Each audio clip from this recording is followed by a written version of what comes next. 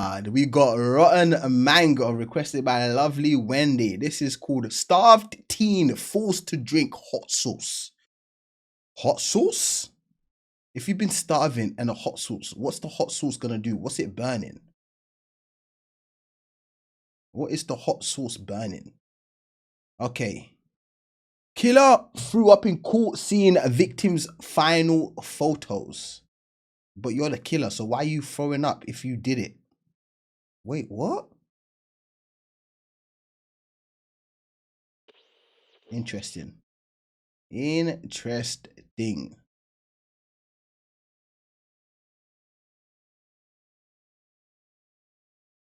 Play me. Bada bing, bada boom. Bada bing, bada boom. Houses have a small storage closet underneath the stairs. It's like a little Harry Potter room. It slopes down on one end. You can't properly stand up, especially if you're tall. What is this? Is this in the UK? This is giving UK vibes. Probably just walk in, stake your elbows out, spin around without touching anything. Low volume. Thank you for reminding me. I appreciate that. But that's about it. There's not even enough room to lay down all the way flat on the floor. There's usually no windows, no sunlight, no ventilation. It's a tiny space. I mean, you're lucky if you get a light bulb. And once that door is shut inside that tiny little closet, it starts to feel incredibly claustrophobic. It's stuffy, it's dark, you don't hear anything. July 2022, in a cookie-cutter suburban neighborhood in Michigan, where all the houses look exactly the same. Oh, we in the States. I thought we in the UK. We in the States. And they're just perfectly lined up in rows. In one of those perfectly suburban homes, underneath the stairs, in the small storage closet. Not surprised. Wow. There's a camera set up in the closet. A camera. And it's recording. The door slams open, and an individual is seen walking in and spreading out a blue plastic tarp onto the ground. I mean, it's a pretty small space, so the tarp can cover pretty much all of the carpeting. And then they step out of frame. And when they come back into the closet, they're dragging something heavy. It's almost like if you were to put a Christmas tree down on the floor and drag it by the tip. It's clear that they're struggling with whatever it is. They're leaning back, they're grunting. And then slowly, another figure emerges. The individual is dragging a young boy by his arms onto the blue plastic tarp. The young boy looks barely responsive.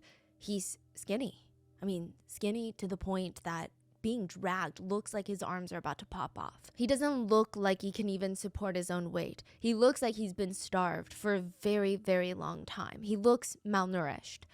He's dropped onto the blue tarp right in front of the camera, almost as if he's staring into the soul of the camera. He's awake? His eyes are open, but it doesn't seem like he's very responsive. It doesn't seem like he's registering the full extent of the events. He's not talking, he's just moaning here and there. His bones are protruding out. He's not wearing any pants, just an adult diaper. And his hip bones, his knee joints, they're all so prominent. They're sticking out and they look like they're gonna pierce through his skin. Damn. The individual is posing him on the blue tarp, positioning him so that the camera can get a better view of him. When they're satisfied with the frame, they stand up and they just watch him laying there, helpless, weak, moaning for help. You're pathetic. But I already knew that. You know you owe me the biggest apology in the world? The young boy is seen on camera taking short, shallow breaths through his mouth, kind of like a fish out of water struggling to breathe. The individual leans down with a dirty scowl on their face, and they grab the little boy's lips and pinch them shut. They watch excitedly as he struggles to breathe, and his chest starts moving up and down slowly, almost to the point where it's unclear if his chest is even moving anymore. His body seems to relax, and they say, "See? You didn't need to breathe through your mouth like that, dummy." They get up, slam the door shut, leaving the boy in the diaper in the small closet underneath the stairs. Even if he was able to get up and try to run out of there, there are alarms on this door. There's motion sensors right outside. There's cameras all throughout this house, even in the restroom, that he's barely allowed to use unless it's to be tortured. There was no way out. He was being held captive, and he would die in that closet that night. 15-year-old Timothy would be held captive, tortured with hot sauce, ice baths, and forced starvation. Wait, this kid? Wait, what am I looking at? This kid? Why? He don't look 15, he looks about 5. Is this what people look like at 15? Did puberty forget, brother? He don't look 15. This has to be an old for photo. a year. This has to be an But old why? photo. And who is on Okay. the other end watching him through the camera? Okay. These are old photos. These are childhood photos. Okay. There's no way brother's 15 there.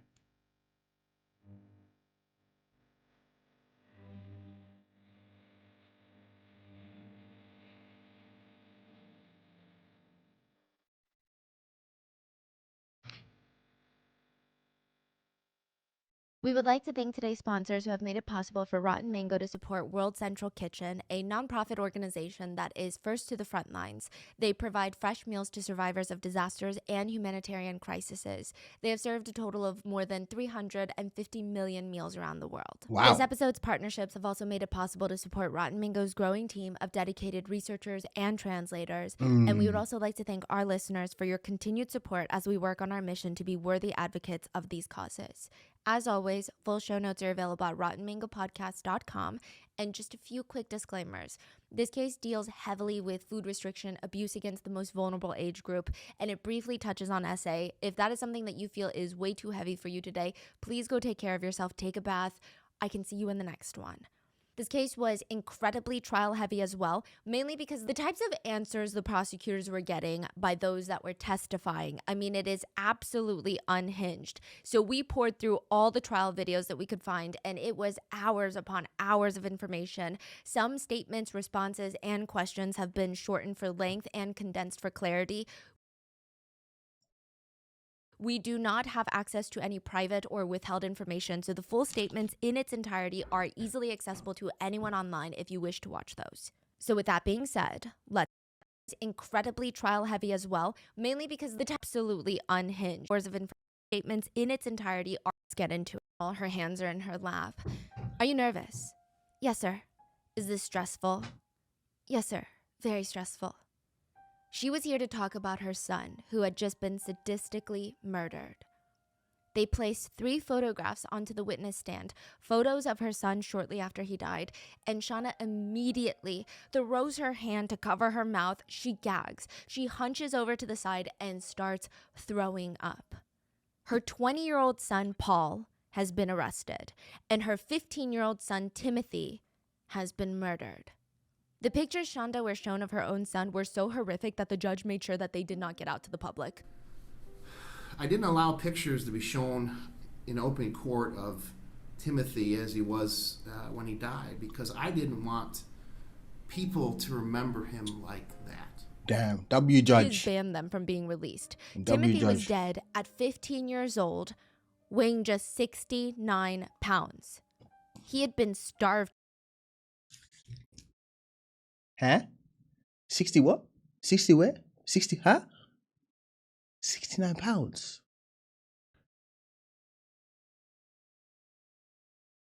Brother, I weigh 253.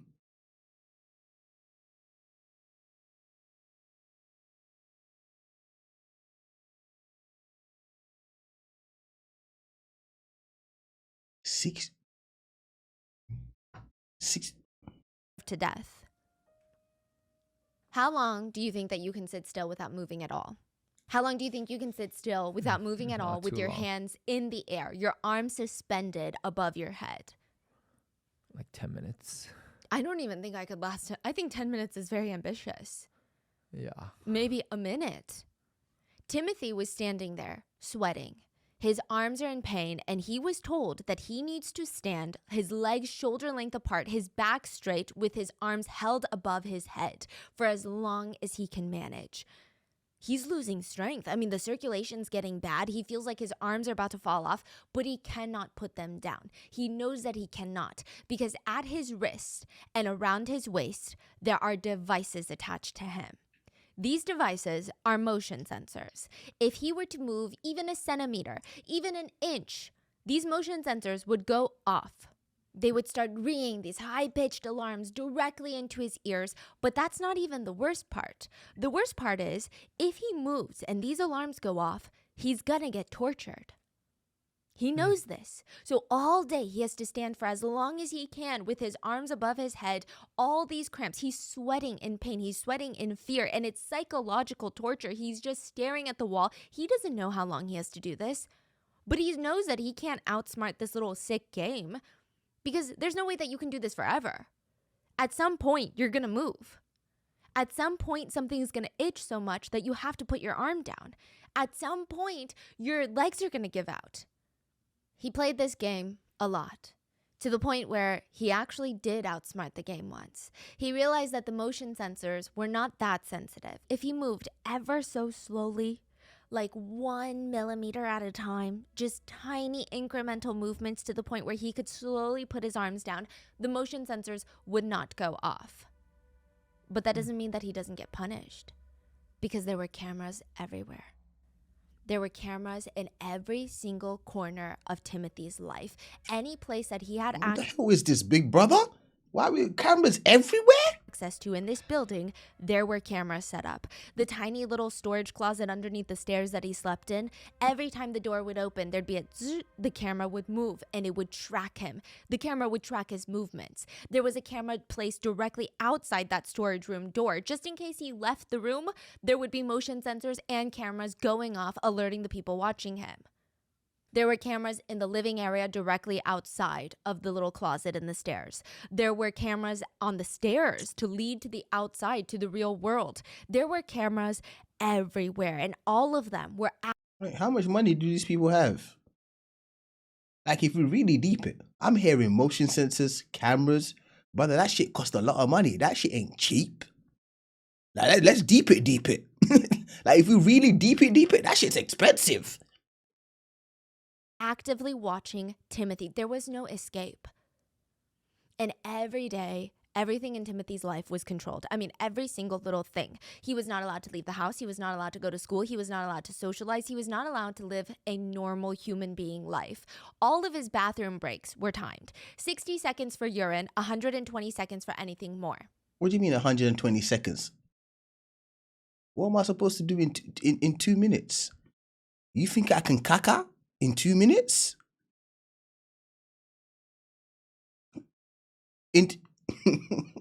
Brother, brother, what am I supposed to do in 2 minutes?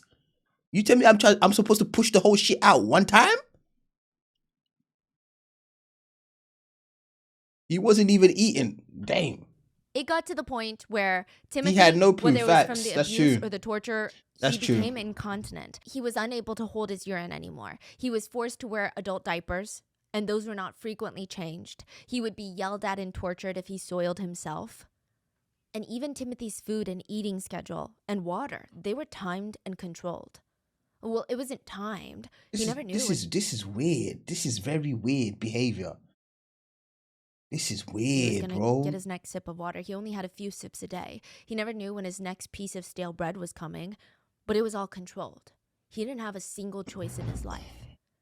And when he wasn't being punished or tortured, he would be shoved into that tiny little room under the stairs with no light, and he would be forced to get on his knees, sit facing the webcam pointed at his blue tarp on the ground, which is his bed, and he would be trapped there for hours.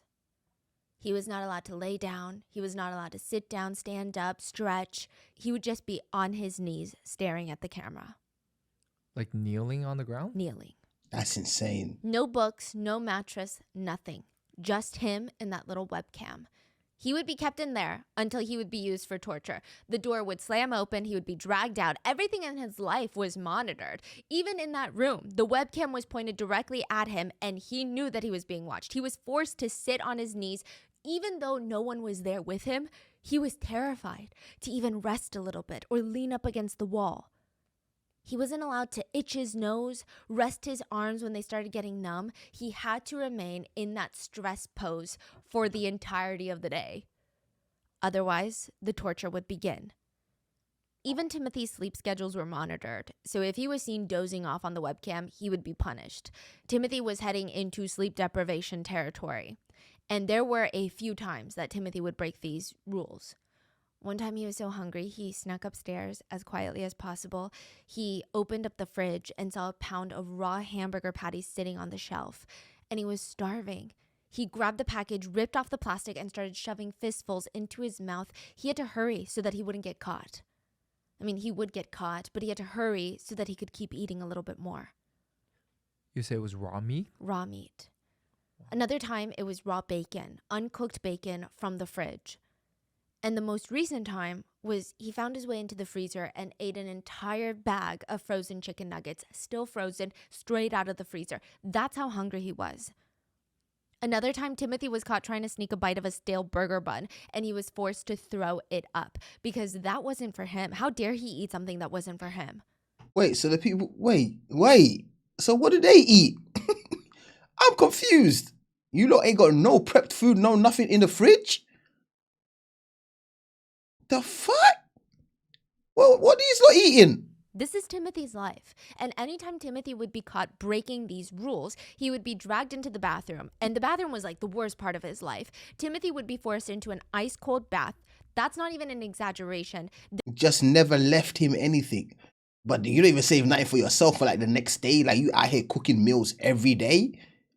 Who are these people? There would be ice thrown into the bath. There was an ice maker in this house specifically for the purpose of filling Timothy's bath water with. The shower curtain was taken off so Timothy could be watched. And on the bathroom counter, laid out like a surgeon's little instrument tray, were a bag of black zip ties, a motion sensor camera, a piece of stale white bread, and a jar of hot sauce. Elijah's Extreme Regret hot sauce. Elijah's Extreme Regret is the Hot name sauce. of the hot sauce. Yes. That sounds Now, devilish. there is a ranking for heat. It's called the Scoville scale. That sounds a bell pepper devilish. from the supermarket is 0 Scoville heat units. I mean, it's almost slightly sweet when they're in season, but it's still a pepper technically. A jalapeno pepper, that's maybe at most around 8,000 Scoville units. And from there, different peppers have different ranges of heat. So the higher you go up on the Scoville scale, the more that you're going to feel it in your temples, the more that you're going to feel it in your throat, your stomach. But two of the hottest peppers in the world are the Trinidad Scorpion and the Carolina Reaper pepper, and both of them are at about 2 million Scoville units. Jalapeno pepper, 8,000. The police issued pepper sprays. They actually start at around 2 million units. So imagine just like Wow. spraying pepper spray into your throat. It's not going to be a pleasant time. I mean, Oh, to hell consume no. that level of heat. Ooh, Elijah's Extreme Regret hot sauce could be considered very high on the Scoville scale. On the side of the bottle, it reads, "Packs the fire of the two hottest peppers in the world, Trinidad Scorpion and the Carolina Reaper pepper. Your tongue will burn from the sting of the scorpion. Your eyes will tear up as sweat pours off your head. Your throat feels the burn of the Carolina Reaper going down. The pain becomes unbearable. You feel like you just ate a burning hot coal. That's when you realize extreme regret." It is made, like I said, with the two hottest peppers in the world. Yeah, This I'm hot good. sauce is a I combination like of hot both of sauce, those. but nah, The bro. RM team and I actually Why ordered does a that bottle of exist? it from Amazon Exactly. just to understand the case better. And I mean, we had a tiny dollar. Do I order one? I might order one and try that shit because that sounds hot. that even the cover looks dangerous. Nah, I'm good. Of it. It was I'm good. enough for us to start. Why sweating. is it was even not a pleasant sold? Experience. I would say that we collectively had less than a teaspoon together.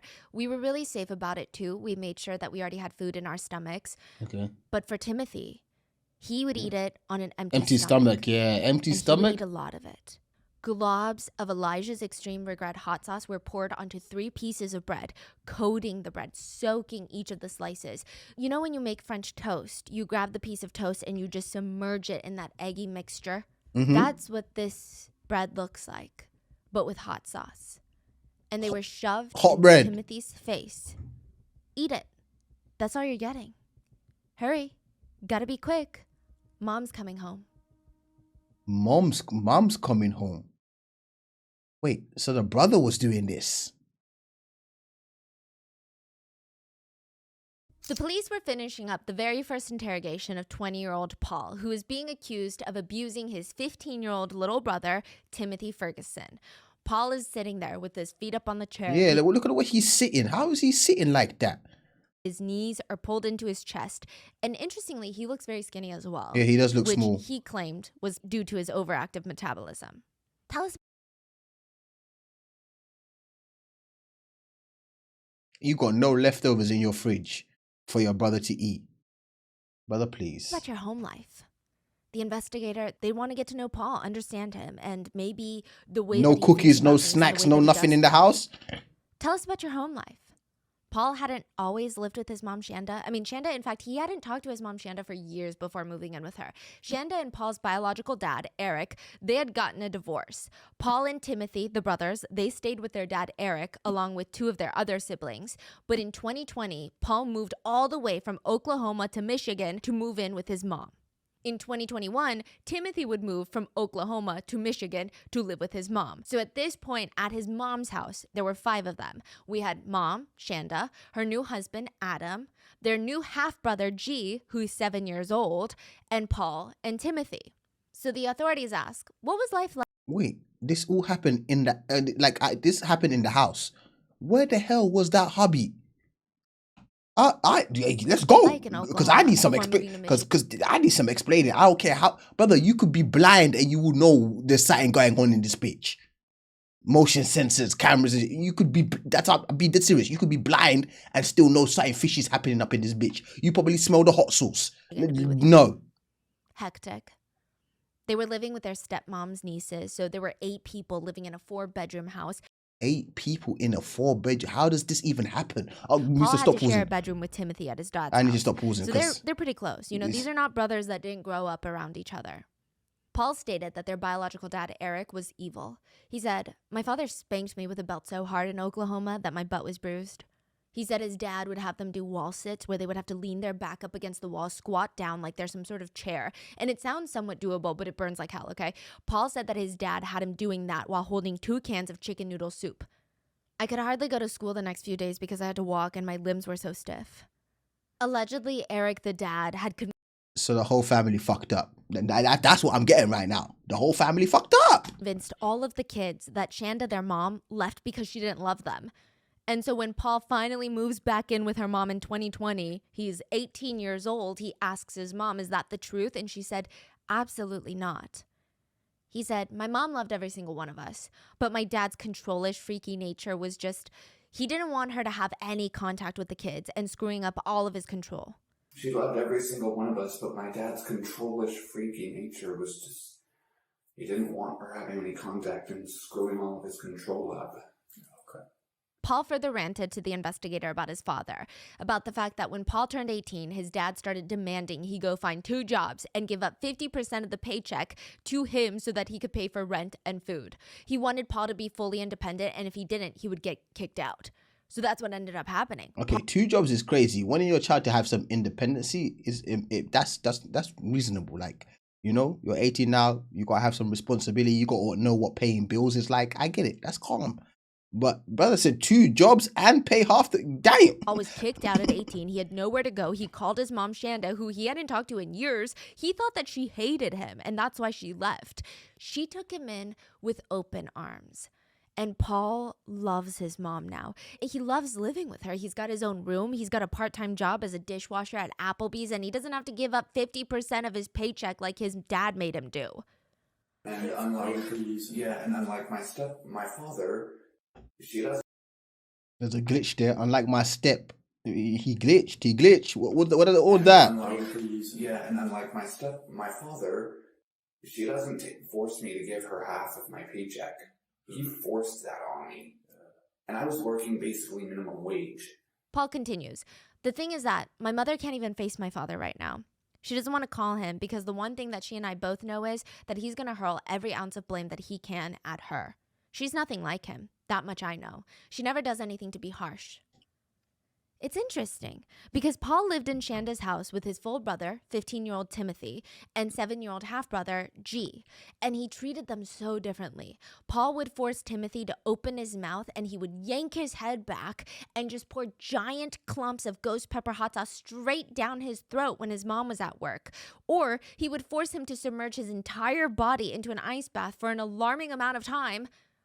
But he told investigators that baby G, the 7-year-old, is, and I quote, "a miracle child. He's a blessing to this world." He's a little miracle child. Fair enough. He is a blessing to this world. Yeah. Paul went in depth about how much he liked being at his mom's house over his dad's. Why? And there was a thing back in Oklahoma where I had problems with emotional release. I was so terrified of him that I didn't ever want to release any of the negative emotions I ever had around him. Here, So now you're releasing it on your brother. Okay. I can release my anger, and I do it in the right ways. Right ways. Torturing your brother is the right ways? Look at her face. Now her face got me. Her face. She cut that statement real quick. She said, brother, what? Stop chatting shit. Here, I can release my anger, and I do it in the right ways. Tell me about the hot sauce, Paul. I know it was used as both punishment and it was put on the bread. Yeah, but the thing is, it still hardly did anything for my brother. It still hardly did anything for him. There would be times where it would do something for me because I'd accidentally rub my eye after I put it on there. It was ow. Wait, he said that's ouch. Yes. And it did nothing to the brother. No.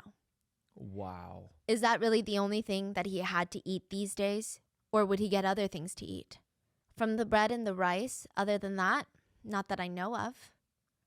So for how long do you think that he just ate rice, bread, and hot sauce? Maybe 4 weeks? A month? Did you see a decline during those 4 weeks, losing even more weight or being less responsive? Like, what changed when you moved on to just feeding him hot sauce and bread? I think it was that there would be times that it would take him a moment to respond. At first, I thought it was him acting, but then I was getting concerned. I think a week or so, maybe, his responses were delayed. So, oh my God. See, my brain can't, stuff like this, my brain can't comprehend. Like, I know humans are evil, but then when you hear stories like this, you're like, there's different levels of evil out here. Because I can't see it. How can I see my brother suffering and know that I'm the one causing the suffering, but then decide to add more suffering to his suffering? Like, it don't make no sense to me. So it seems like Paul can move to Michigan, release his anger, and Timothy was clearly being punished. But why? Like, what could a 15-year-old possibly be punished for? Yeah. During the interrogation, Paul stated that he had to share have a room with heart, Timothy that's why. when he lived at their dad's house, and he absolutely hated it. He stated that Timothy hated getting up to use the restroom at night, so he would just wake up, walk from the bed a few steps to the left, open up the closet door, and pee into the closet. Sometimes he would walk to the dresser, open up a drawer, and pee into the drawer. Sometimes he wouldn't even get up from the bed, and he would just urinate in the bed in his pants. He was what Paul called a problem child. If you asked Paul, he would state that Timothy was a problem starter. He could never sit still. He would take apart anything that he got his hands on. His desks at school, he would disassemble them. He got a school-issued Chromebook, and he took it apart. Paul would likely say that he destroyed things. I mean, Timothy would be very reactive to loud noises in a way that, I guess, if you're ignorant and unsympathetic, could be perceived as being overly dramatic. But Paul found it very frustrating that Timothy didn't think or behave just like him. For example, Timothy was in the bath one time at his dad's house. He fell, hit his chin on the edge of the bathtub. Timothy didn't say anything to anybody. After his bath, he just walked into his brother's room and there was blood everywhere inside of his mouth. He had completely bitten through his tongue. He did not show any signs of pain. He didn't even think to bring it up to anybody. Why? Why can't you just say something? Why can't you just sit still? Why do you have to pull the outlet covers off, screw with the light fixtures, rip off the paint from the walls, pull the studs out of the wall? Why do you have to do any of that? Sometimes Timothy would take apart batteries, AA batteries, which is very dangerous, by the way. If any sort of moisture or oxygen gets into a lithium-ion battery, it can cause a heat reaction that could start an explosion. It's pretty bad. Paul likely processed this all as Timothy is a problem child that needs to be punished. He needs to learn that's not acceptable. But if you asked a teacher at Timothy's school or his doctor, they would likely tell you that Timothy was diagnosed with ADHD, bipolar disorder, autism, and a sensory processing disorder. He was on various medications to try and help him navigate life a bit easier, and there were additional things that Timothy and his parents could or should have focused on to pay extra attention to, but otherwise, Timothy was a, quote, precious little guy, according to his teachers. Wow. The school counselor stated That's a Timothy lot, was man. sweet, caring, cooperative, and hungry. At school, teachers stated Timothy had a tendency to eat whatever he could get his hands on. He always seemed really hungry, even in elementary school, to the point where teachers were worried about Timothy. They would stuff his backpack with food every single Friday because they were So what I'm hearing is the family didn't take the time to really understand him, right? You know, sometimes you see someone acting a certain type of way, and the first thing is it's just because of this, it's because of that, right? They didn't take the time to really understand him and ask questions or talk to teachers, you know, or talk to doctors. You know, is he okay? Is he fine? You know, what's wrong with him here? Why does he do this? Like they decided to not ask questions and just come to conclusions and just torture the brother. That's crazy. concerned that he wasn't going to have enough food at home on the weekends. They called CPS to investigate Timothy's dad multiple times, but it didn't appear as if anything really came out of it. But it wasn't just a food problem. Teachers stated Timothy always came to school smelling very, very bad. Wow. They said, I was really worried for him. He would come to school smelling like he was without a home. Wow. His clothes were multiple sizes too big for him. And when everybody was already past the potty training phase, like way past it, because you're talking about like 5th grade, Timothy would have accidents in class. But other than that, teachers stated Timothy was a lovable little boy with this beautiful smile. They said that he Hey, that constantly photo joked looked around like in it. class. He ate lunch with the other kids. He had friends.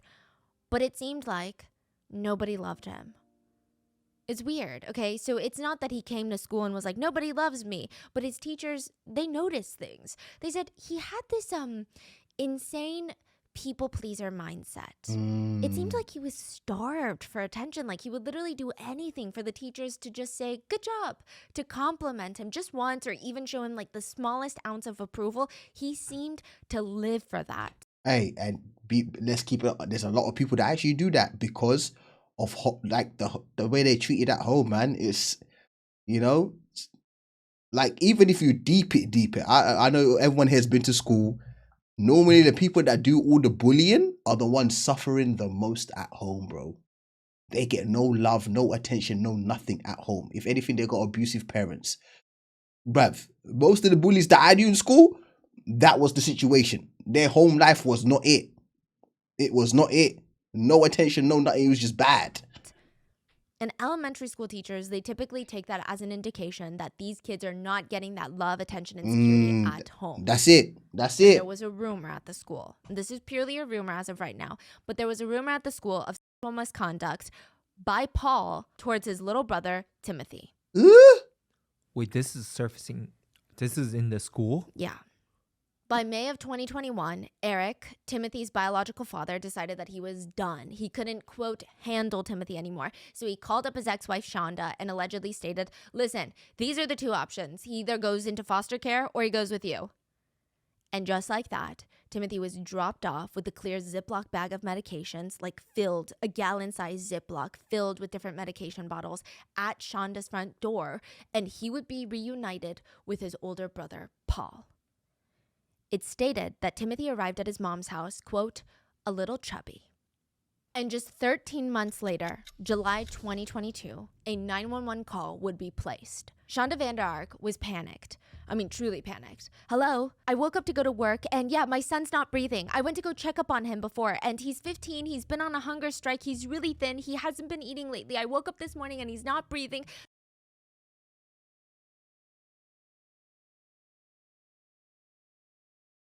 He's been on a hunger strike. That's the line you decide to use. He's been on a hunger strike. What? That don't even make sense, bro. Ain't no 15-year-old child that I brought into this world trying to tell me they ain't gonna eat and I'm gonna sit there and watch them do a hunger strike. What? You go eat. Trust me, you go eat. What you There's mean? brown stuff coming out of his mouth. It's brown and it's gurgling out. Paul is heard in the back saying, it smells bad. During the call, Shonda is heard doing what sounds like chest compressions. 1, 2, 3, 4, 13, 22, 26, all the way up to 40. Law enforcement, they rush over to the house. I mean, it's this plain little suburban house at the end of the cul-de-sac. And a 43-year-old mom, Shonda, is in yoga pants, athleisure attire, one of those thick headbands to keep your hair out of your face when you're working out. And she's at the front door, panicked. She's putting her head in her hands, wiping her tears from her cheeks every few seconds, fidgeting with her phone. She can't sit still for even a moment. But it's understandable. Her son had just been declared dead. Wow. Shonda explains to the police that she woke up to get ready for work and found her 15-year-old son Timothy unresponsive. Her other two sons, Paul and G, were home, and she was freaking out. She knew that Timothy had been on some sort of hunger strike recently, but she always assumed, he's a teenager, he's being stubborn. And her husband, Adam, Timothy's stepdad, recently had a stroke. He's still alive, but he had to leave. He had to move in with his parents, and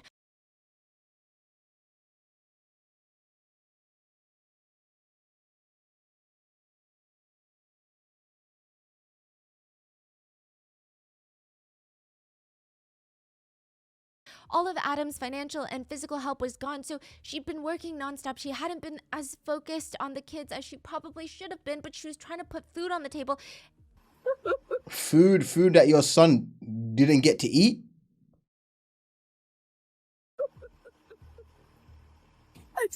I had no clue how bad it was. Oh my God. I mean, she was I'm not gonna lie, that wasn't even believable. I ain't gonna lie to you. I ain't gonna lie.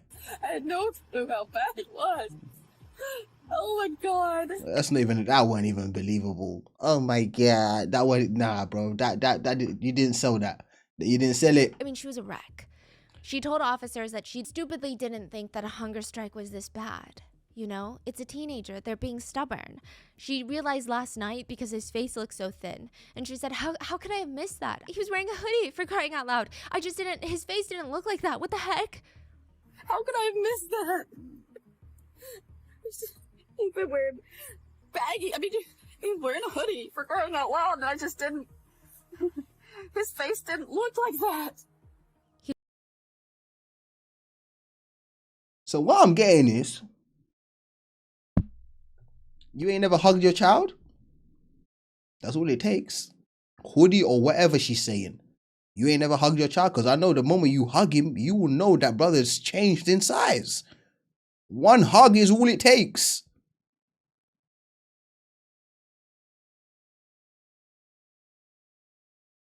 Oh, it's July? Summertime? Hey, even worse. Why brother wearing a hoodie? Mac. He was always wearing baggy clothes, and Shanda thought that all teenagers were just into baggy clothes right now. She told officers, that's why I asked him to eat last night, because his face started looking a little thin, and I'm like, okay, enough. I asked him to eat last night because his face started looking a little thin. I'm like, okay, enough. And he wouldn't show. I'm like, let me see. Hold your shirt up. And he wouldn't hold his shirt up. He wouldn't do anything. This is all happening at the scene? Yes. They're waiting for the medical examiner to arrive, and they've secured the scene, but Timothy is beyond being helped by paramedics. He's dead. She's outside at the front door with a police officer, and she's having a full-on breakdown. He's really skinny, and I didn't notice until this morning because he wouldn't, I asked him if he was okay, and he wouldn't answer me. He had fallen out of bed. You said he fell out of his loft bed, so think of a higher bunk bed, at 5:30? Yeah. Are you sure it wasn't earlier? I wasn't super awake. I heard a thump, and I came down, and he's kind of laying on his side, kind of like, what the heck? And Don't be policeman, but man's just listening.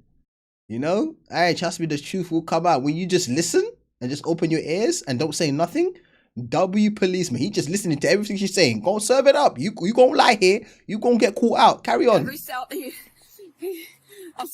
That's all right. Sorry. Oh my God. Oh my God. I reached out and he pulled himself up and I asked him if he's okay and I asked if he hit his head. He said, no, I think I hit my knees on my chest. I think. He couldn't tell me how he fell. Oh my God. Shonda stated that she went back upstairs to get ready for work after she found her son fallen out of the bed. He said, it's fine, Mom, I'm fine. So she goes back up, and before she leaves for work, she goes to check up on him again, and he's not breathing. The officer tries to calm her down. Best thing to do right now is to surround yourself with family. We're going to get victim services down here to help you through this grieving process, ma'am. Please, because he's really good at hiding stuff. That's part of the reason that his dad couldn't handle him, because he was lying about stuff. He's really good at hiding stuff. That's part of the reason his dad couldn't handle him is because he kept lying about stuff.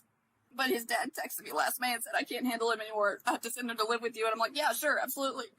Shonda said that she had been horrified when she saw Timothy get out of that car that day with just a giant gallon-sized Ziploc bag of medications. Timothy was a zombie when he came to live with her 13 months ago. A zombie. But I swear we heard a little chubby. I'm confused now because I heard that when he came to you, he was a little chubby. That's what you said earlier, no? And now I'm hearing zombie? Which one is it? Timothy asked her if he could stop taking the meds, and she safely got him off. And she felt frustrated that Timothy's dad, her ex-husband, put him on all these medications just so he could be less present in the kid's life. His parenting style was medicate so I don't have to deal with it. But this was going to be a new chapter. Things were going to get better. But now he's dead. Why was that? Why did your ex-husband not want to care for Timothy anymore? Yeah, she out there. She was holding that squatting position as well. Hella energetic and whatnot. You right, Blue. You ain't lying. She should have been passed out, been out. But she did in that squat position, hella energy, gripped onto her phone like nobody's business. That phone ain't even fell to the floor. She locked in on that phone. She got that shit nice. He was lying to him, destroying things. Is he hard to deal with? I don't think so, but I'm stricter than his dad, so I don't know if that... I mean, the lying has been a problem, but nothing major, nothing crazy. He's tripped down the stairs a couple of times, just half the flight, and then later he came back and admitted that he did it intentionally. He's All teenagers lie. tripped down the stairs a couple of times, like just half the flight. And then later he came back to me, admitted he did it intentionally. What happened to all the cries? Why are you so calm now? You look like your child hasn't died. Where the tears at? She looks so... What the hell am I... But What? I've asked him, I'm like, you're trying to hurt yourself? He's like, no, I just wanted to see what would happen. That's the way, a lot of times, he wants to see what would happen if he does stuff. Oh my gosh. She told officers that last night she tried to get Timothy to eat, but he didn't want anything but buttered toast. So he had a few bites and then he went to bed. But... Acting so bad, that's what I'm saying. The officers on the scene immediately noticed a few things that just weren't adding up. The first was Shonda's voice. It was weird. The officers noticed that when Shonda is answering questions, she had a stern voice, almost like a teacher giving out instructions. But the second that she's done responding, she starts making wailing noises. For example, they would ask her if anybody else is in the house, and she tells them that her 2 sons are in there, and she has to clarify which one of her sons is asleep. Her 7-year-old is asleep, her 20-year-old is awake. And she says, no, the 20-year-old's awake. And then she immediately starts wailing without skipping a beat. So it's like, no, the 20-year-old's awake. Oh my God! You have another son inside the house? I do. Yeah. Are they sleeping still right now? One of them is, yeah. The Oh. 20-year-old's awake. He's 20? No, the 20-year-old's awake. Okay. Or sometimes she would have her face in her hands or her palms pressed into her face, and her body looked like she was trembling, crying, sobbing, but her voice would be really clear and not shaky at all. Aside from her voice, Shanda would keep switching topics. Like, I'm not gonna lie, if you shock fact, let's keep it 100. Everyone that has like shock, if you've experienced shock, you stutter like nobody's business, bro. You stutter like you stuttering your whole life. Nothing comes out clear. You out here, it's like you can't even talk, bro. Let's keep it 100. If you really shocked, that's how you start talking. Every word is clear cut, bro. She's even her voice is so clear. She doubling up on shit. Nah, the younger one's asleep. The older one's awake. And then she went, nah, the younger one's asleep. The 20-year-old's awake. She doubled down on that shit. Be talking about where she works, and then suddenly she would cry. She would cry out, I love my child, but yeah, oh my God, why did this happen? I work in White Cloud. I That's love a my long child. way. I'm law clerk to the circuit court judge up there. I love my child, but yeah. Oh my God. I love my child, but yeah. What? wait. What does that even mean? I love my child, but yeah. What you mean by that?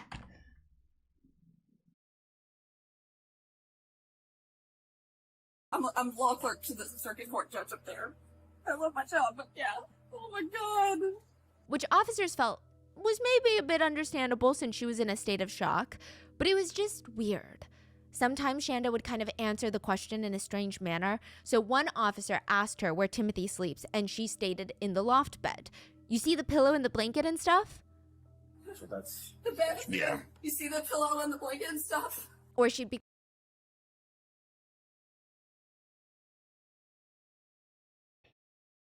I can't believe this is real. I'm trying so hard to understand this, and I'm at the same time like, this can't be real. This can't be real. crying because, she just found out that her child is dead. But when another officer enters the house, she apologizes to him. I'm sorry, it's a little cluttered down there, but I'm sure y'all have seen a lot worse. Medical examiner's going to be coming here in a little bit. I'm sorry. It's a little I'm just hearing. It's borderline laughable how bad it is, bro. It is laughable. She's just there every line. It's so bad. Every line. Like, that shit not believable. cluttered down there, but You're fine. I'm sure y'all have seen a lot worse. Okay.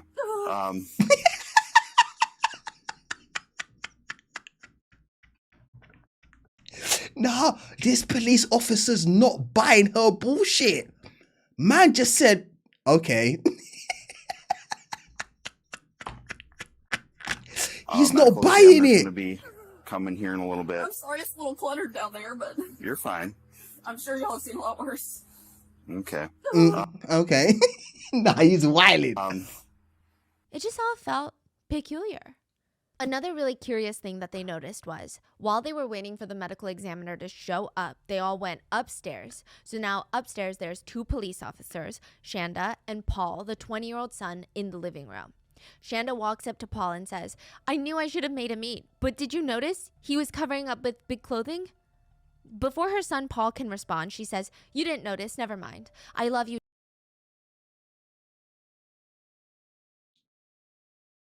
dear, but you never notice. I knew I should have made him eat, but he just went. Did you notice he was covering up with big clothing? You didn't notice, never mind. I love you, dear, but you never noticed.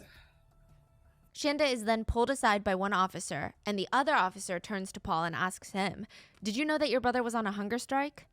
Shanda stops mid-conversation with that other officer, walks over a few steps, looks at Paul. Did I tell you or not? I don't know if I did or not. Paul says quietly, I don't think that you did. The police state, because he's all skin and bone. And Shanda says, I know. How did he? Well, Paul, doesn't communicate with Timothy much, hardly at all. Like, they say hi, but they don't, yeah. Did you know that he was in this hunger strike? I think Yeah, sorry. I mean, Did I tell you or not? I don't know if I did or no, not. I don't think you did. Because he's skin and bone. I know, and I just. How did he? He's really. Well, he doesn't communicate with him hardly at all. Like, they say hi and they don't. Hey, at this point, I'm straight just saying, you know what? Hand behind your back, both of your asses, let's go. You both locked up. What kind of bullshit is this? Yeah, It was just odd. The whole family dynamic in that house, it was weird. It's So you way think, off. Like, at that time, the police already picking up this is very, very bad. Very bad. Strange. Very bad. Very weird. Very weird. But what the police were really concerned about was when medics arrived and told them, none of this is making any sense.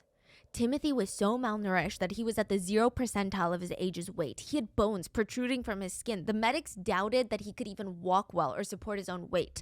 There were bruises and sores all over his body, and he was freezing cold to the touch. His skin was almost translucent in color. It seemed like his body was in a state of hypothermia when he died.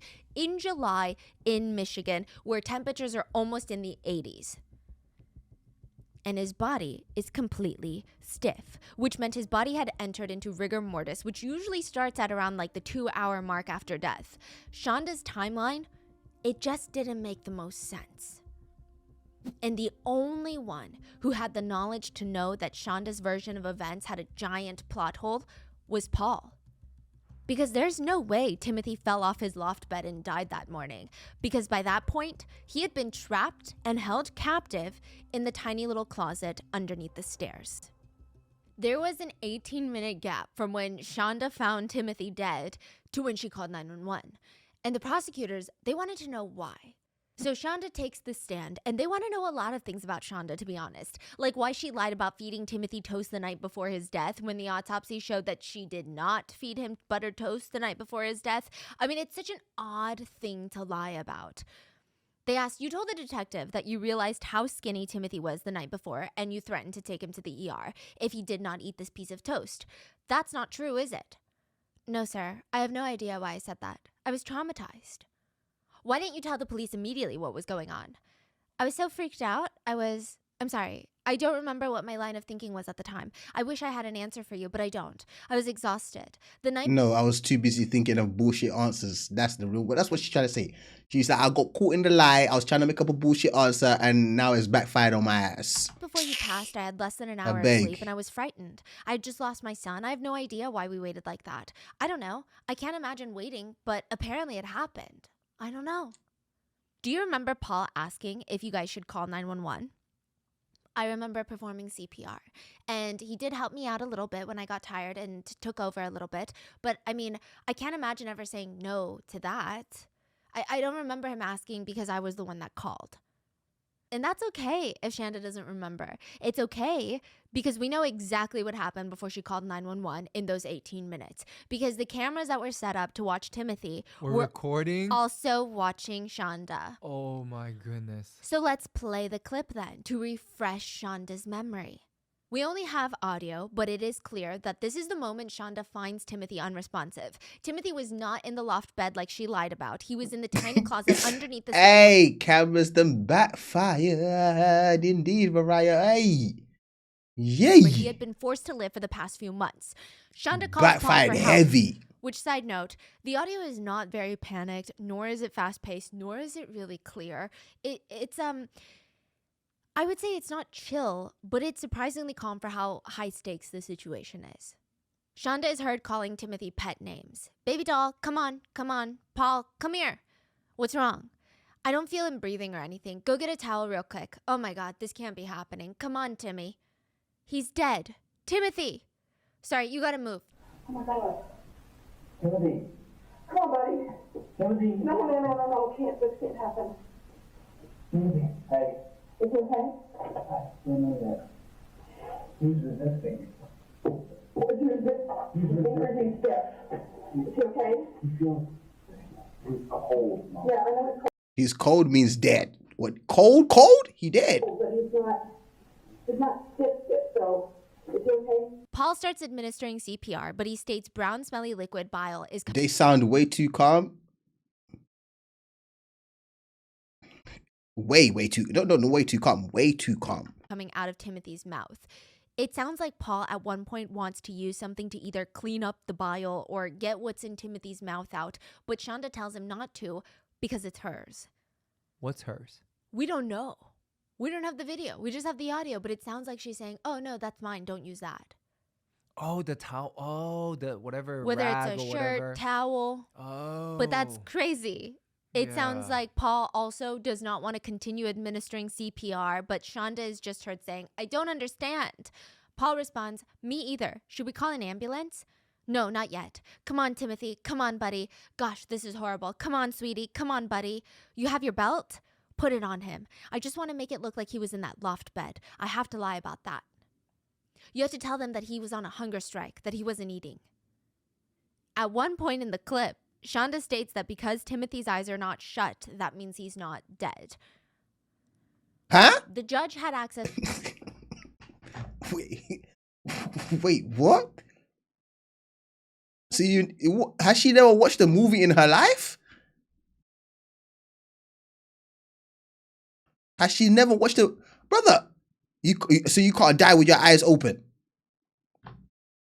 To the footage, and he side-eyes Shanda multiple times while he's watching it because it is so interesting. We hear about moms that will lift up 6,000-pound cars to save their child, but It's true. We hear about that all the time. Stuff like that. Parents doing in things that you're just like, it's not possible because of pure adrenaline, superhuman strength hitting in. Like you hear that shit all the time. according to the audio clip, Shanda won't even perform CPR on Timothy, her son, herself. But that is not even the most damning piece of evidence that was found in that house. A micro SD card was inside of a camera that was placed inside the small storage room underneath the stairs. There was video footage of the night that Timothy passed. No way. It is too much for even the jury to see, so an officer who was tasked with watching the video then came to court to tell the jury what he saw. It was from the night of Timothy's death, where Timothy was dragged into the small room with the blue tarp. The person dragging him by his frail arms was his own mom, Huh? Shonda. It was her. It wasn't even Paul. Her last words to him, other than, "You're pathetic, but I already knew that. You owe me the biggest apology in the world," was, "See, you didn't need to breathe through your mouth like that, dummy." Shonda was a defendant in a murder trial in the very courthouse that she worked in. Shonda was a count clerk at the courthouse. So these are her coworkers. Yes. That's crazy. Yeah.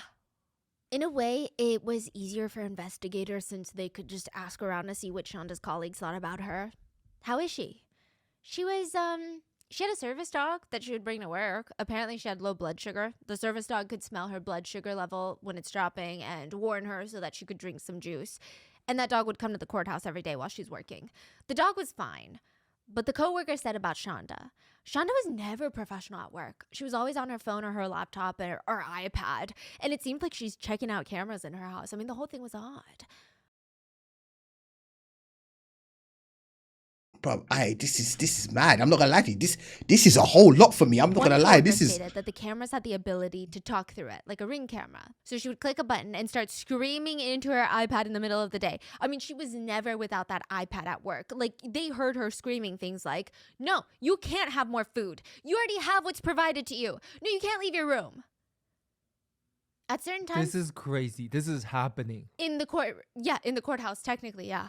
Nobody had questions. Nobody's like, that's weird.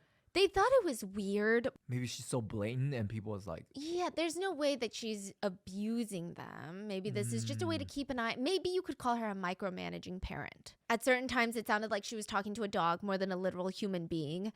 The coworker also stated that Shonda referred to her kids, Paul as the 20-year-old, Timothy as either the middle child or the problem child. The only child that she ever referred to by name was her 7-year-old son, whose name we're not going to say. I also think that a big part of the reason that people did not suspect anything from Shonda was, and a big part of the intrigue for this case, is that Shonda is intelligent by all means. I mean, she's graduated top of her law class. She passed the bar exam. Everyone from her class remembers her being highly intelligent, but also being a giant bully. They said she was mean. I mean, an interesting thing to note, the bar exam has a section that tests your problem solving and common sense abilities. So she's not only book smart, because Shonda only missed 1 point on that portion of the exam. So she's not just book smart, she obviously has strong problem solving, logical capabilities. So people just assumed maybe she's just extra strict on her kids. It's at This is what they say. Genius and psycho. The line is very. It's literally so thin. It's so thin between genius and psychopath. It's thin.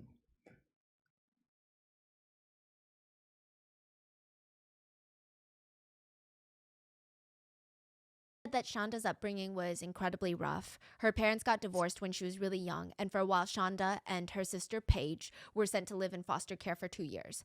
They were allegedly physically abused in foster care. It can be tipped so easily one way or the other, facts. And sometimes life experiences is what actually does the tipping, right? You go through something or something and it clicks, something in your head just ticks and you just go to the dark side. Now, this is Some kind Anakin of Skywalker feeling type like shit. deja vu, but they were starved, given only small bites of bread and sips of water or milk, forced to take ice baths, and beaten with ping pong paddles. Eventually, Shonda's mom would get remarried, and Shonda went to go live back with her and her new stepdad. Her sister Paige called her a self-entitled, controlling, possibly a sociopath. When their mom died, Paige said that Shonda started having sex with their stepdad. Uh-huh. She was a teenager, so obviously we blame the stepdad, but still, there was a lot going on because when Paige gets pregnant, Shonda is so jealous that Paige got pregnant first, that Paige got pregnant out of wedlock. She's very upset about that she punched Paige in the stomach, causing Paige to miscarry.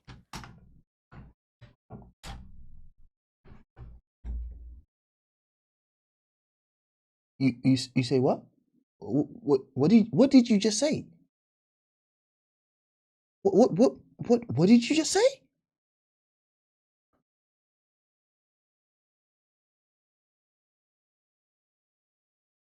That she punched Paige in the stomach, causing Paige to miscarry. Your sister and this type of Yeah. assault is At the point that unbelievable. Shonda was arrested, they hadn't talked in decades. It seemed like Shonda was upset that Paige got pregnant before her and believed that she would be a better mom than Paige would ever be, which Yeah, that's some bullshit. We all know that. That's some bullshit. is wild. And to nobody's surprise, Shonda was not a great mom. Her track record is beyond alarming. The kids remembered growing up that Shonda would just plop down on the couch and write, quote, books. And one of Eric's kids, so this is her ex-husband's kid from a previous relationship. One of Eric's kids said that when she was young, Shonda gave her a book about how much Shonda liked being spanked as a kid. There's a police report filed on this, so I'm assuming it was not like a welcome authoritarian punishment, but more simple in nature. There was another time that Shonda allegedly showed the children explicit videos. CPS eventually got involved. Shonda lost custody of all of her kids. She'd be forced to move out of the house. She was so upset about this. She went up to her husband, Eric, and asked him, "Can you reverse your vasectomy so that we can have another child?" He rejected, and she was not happy about it. Side note, her new husband, Adam, who divorced her once Timothy died, he said, Shonda and the kids did have a little bit of a weird relationship sometimes. Especially when the boys were younger. She would have them sit on her lap when they were preteens, and she would hug them for very long amounts of time.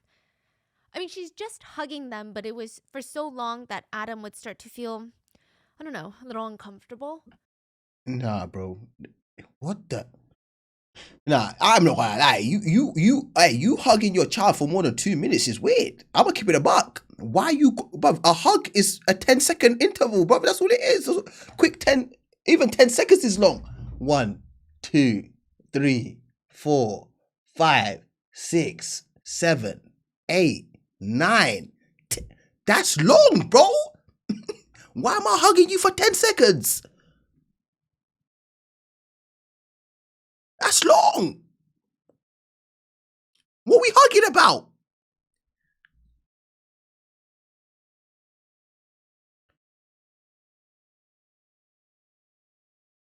Too long, unless you, like I'm saying, if you're chilling with your wife on the couch and you guys are watching a movie and she's like sitting in between your legs, laying on you, and your arms are around her, that's calm. That's calm. That's light work. Like we're doing something together, cool. We chilling, right?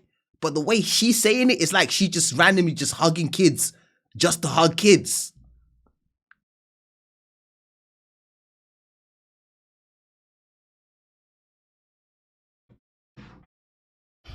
I'm not sure what that means, but Shonda did have a very strange relationship with Paul. Some would liken it to that of a manipulator and her little punisher. Whatever she told him to do, he would do it. Whether he wanted to do it or he felt forced to do it, that's up for debate. And there are very, very few methods of torture that don't leave physical scars. Two of the most popular methods include waterboarding and sleep deprivation. Waterboarding sounds like the more intense of the two, where you're tied up to a board. Your hands, your legs, they're tied up, so you can't move. You're on a board, and that board shifts downward on one side like a seesaw. So now you're laying on your back with your feet pointed upwards towards the sky, and your head is lowered. So the blood rushes to your head. Placed over your head to cover your nose and your mouth, and then water is repeatedly poured onto the towel. The result is, to put it simply, you feel like you're drowning, because you are. You are drowning, but so slowly and so painfully that you don't actually die. Or at least they make sure that you don't die. It stated that when the water is pouring down on you, your instinct is to hold your breath in. Like, that's what you think is going to happen, right? You're like, okay, once they pour the water, I'm just not going to breathe. But your brain instinctively makes you breathe in, and it feels like the water is poison and it's stinging the entire inside of your skull. Your brain is on fire. Just to give you an idea of how bad it is, the Pentagon banned the military from using waterboarding in training to train you to resist interrogation if captured. And it was stated by a military official, waterboarding teaches failure in the military. Wow. No one succeeds. Whoa. They can't teach a strategy like that. Yeah, it's true. Literally. It's absolutely so painful. You can't pass But some that. people who had the unfortunate luck or experience of experiencing both waterboarding and sleep deprivation, they said sleep deprivation is worse. They said it's so much worse than that. And Shonda felt like she was being tortured. She had chronic insomnia and her kids are constantly keeping her up at night. Shonda had placed a camera inside of Timothy's tiny little closet of a room, and if the camera detected any motion, it would notify her phone. Like a notification would pop up, motion detected. And Shonda had a really hard time going back to sleep once she woke up, and she refused to silence her phone at night. She told Timothy, if you move at all, at any point in the night, the ringer will go off on my phone and I'm not going to be able to go back to sleep. And so you're going to be punished for it because you're keeping me up all night. Nah, woman, you keeping yourself too much. You do too much. You keeping yourself up. You're doing way too much. If Timothy woke Shonda up, Shonda would not let him sleep for the next 2 to possibly 3 nights. She would force her other son, 20-year-old Paul, to torture Timothy to the point that he could not fall asleep.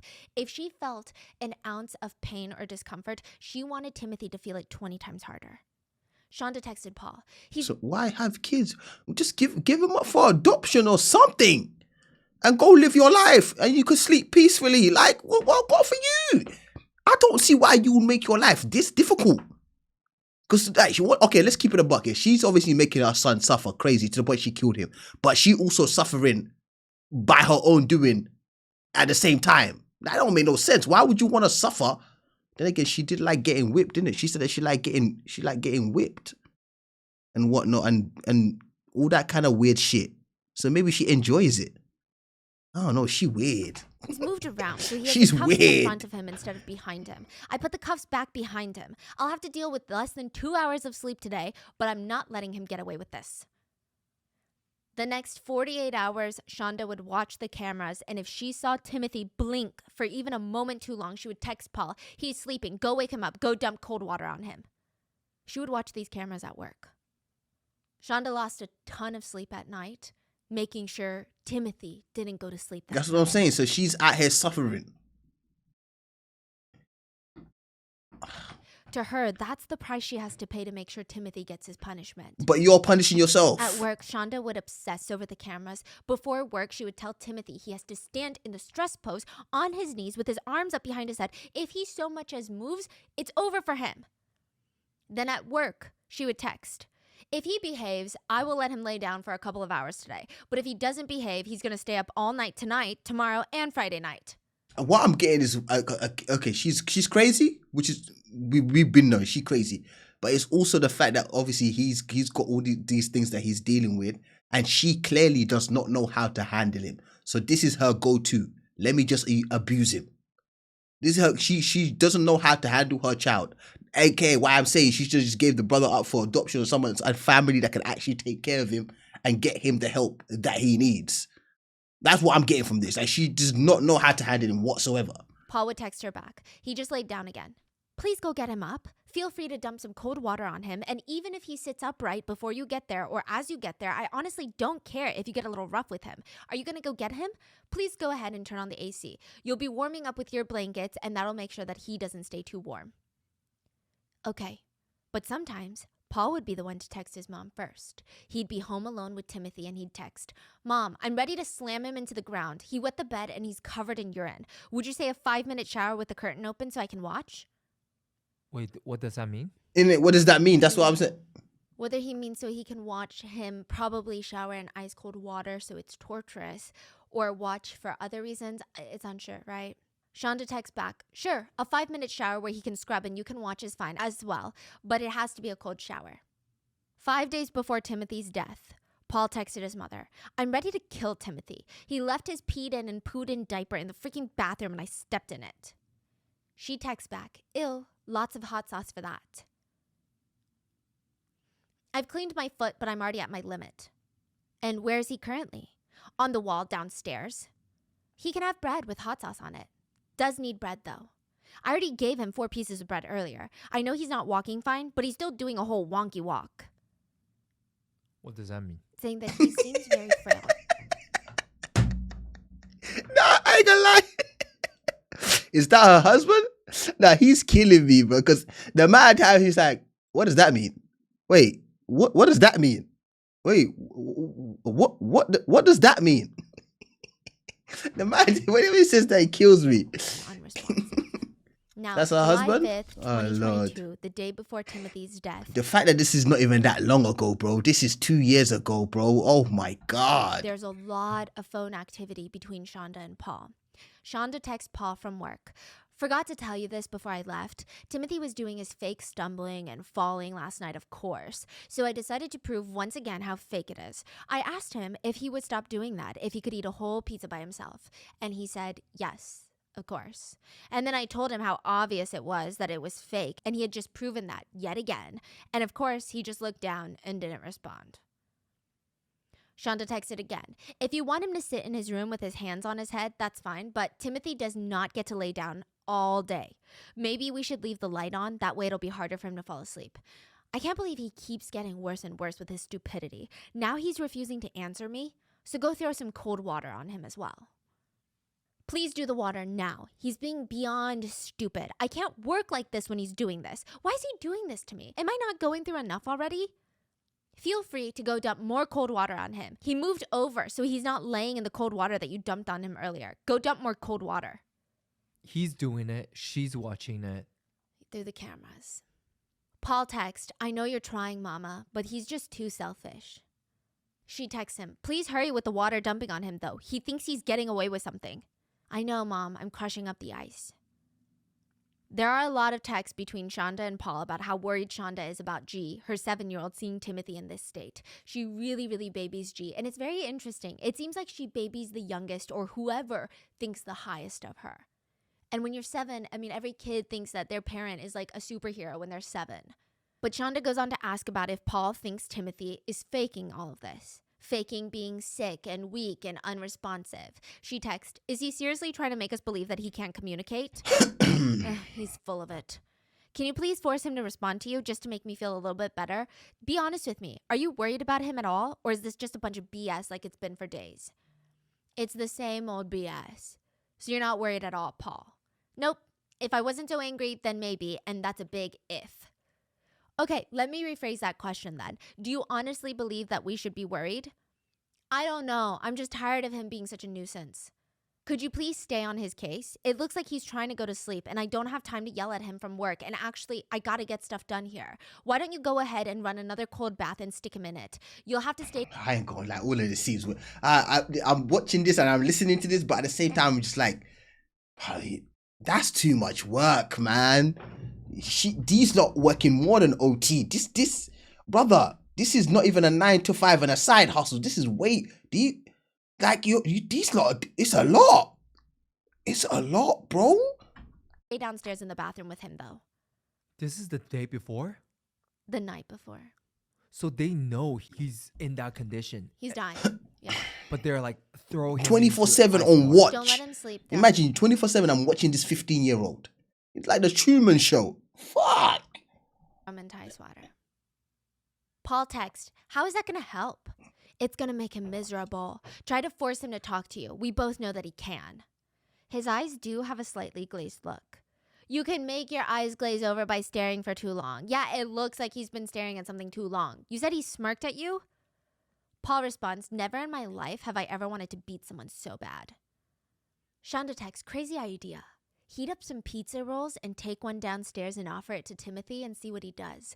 Put it right in front of his mouth, but be ready to yank it back if he tries to eat it. Hold it right in front of his lips. How much do you bet that he's going to try and eat it? A lot. Please make sure you keep bugging him so he doesn't try to go to sleep like that. Maybe force his mouth open and put some hot sauce in there, considering everything that he's put us through. KK. It don't sound like he's put you guys through much. He's like, it sounds like you lot are putting yourselves through this.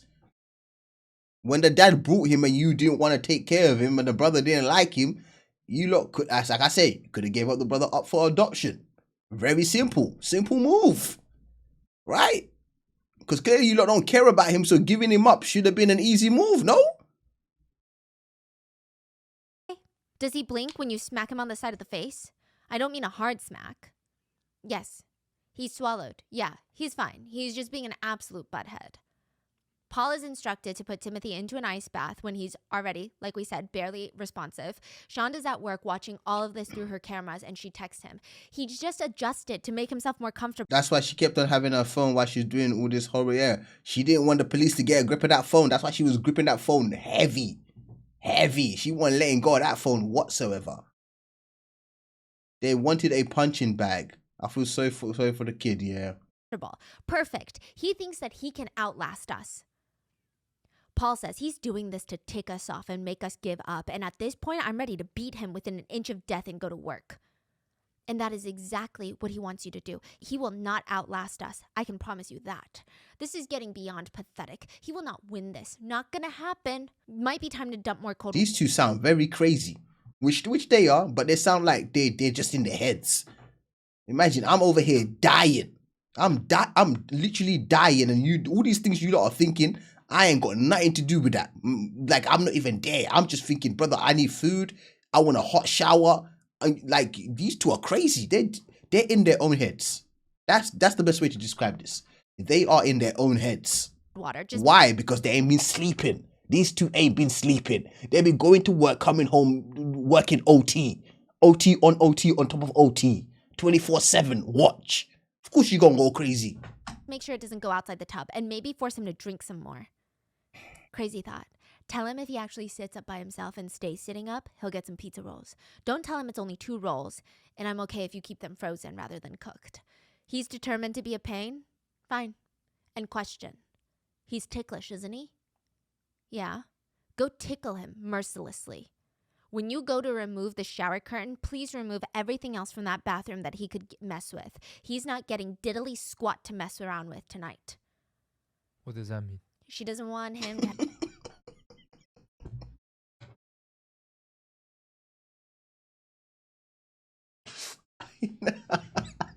I can't, bro. Nah, bro. I can't, bro. The time... What does that mean? Have toys, I guess. And she's actually telling him to get rid of the shower curtain so that he doesn't try to cover his body with it. For warmth, heat, but also because, you're vulnerable when you're not clothed. Paul texts, okay. And he needs cold water dumped on him at least one more time before I get home. Yes. He's still breathing, right? I just have to ask. He's doing enough to make you paranoid even though I know it's fake. It just further confirms how fake he's being and how horrible he's being. And if this is just a matter of him being tired, he could have gotten enough rest sitting and laying there. He'd be fine right now. It just further confirms how fake he's being and how horrible he is. I wonder how it'll feel to have hot sauce on your private parts. I'm not saying touch him down there, not at all, but dripping a little bit down there, is that horrible? Paul says, I don't know and I don't care. The mom is saying this, bro. This woman's evil. Oh my goodness. This woman's evil. Does that mean you're willing to try it? No. Okay, well, I need you to lose the attitude with me, Paul, at least. I didn't do anything here. You need to lose the attitude, sir. This is a text message? Yeah. Shonda gets home, and Timothy has been in that ice bath from 2 p.m. to 11 p.m. That's not an ice bath anymore, bro. You're telling me the brother's been in the freezer. He's frozen. One of the last texts that she sends Paul that day is when she's already home and now Paul has gone to work at Applebee's. It's at So these lot had a routine. If I'm not home, you home. When you go, I come home. Like, it was literally routine. These two, it was like tag team. It's my time. I'm in.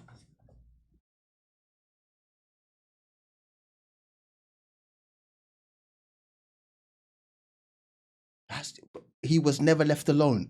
Do you know? This sounds like guys, let's actually deep it. Like, this is a lot of work, a lot of money, and a lot of work.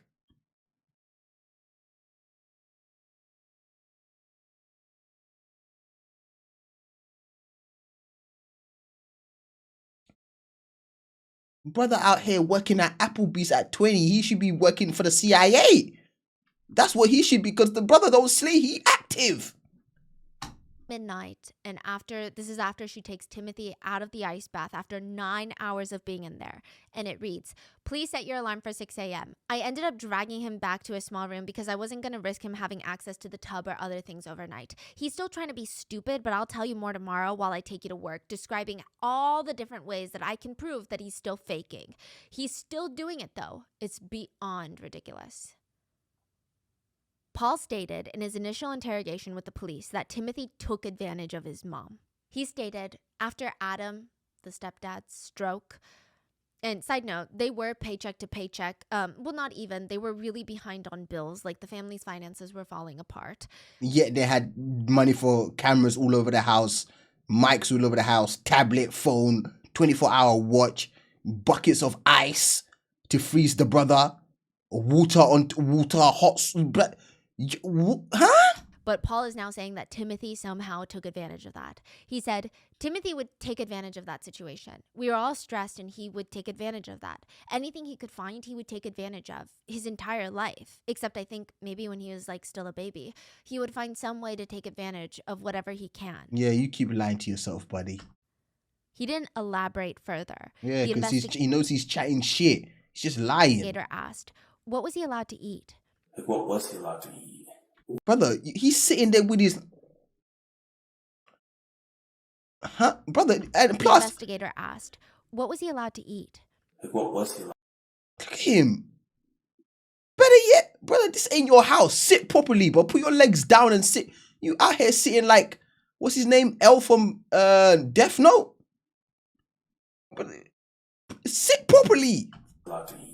We stopped the food restrictions recently because we had noticed to thin.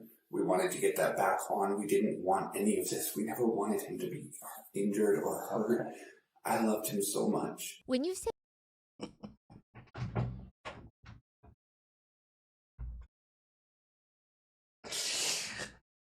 Wait, did I hear that last part?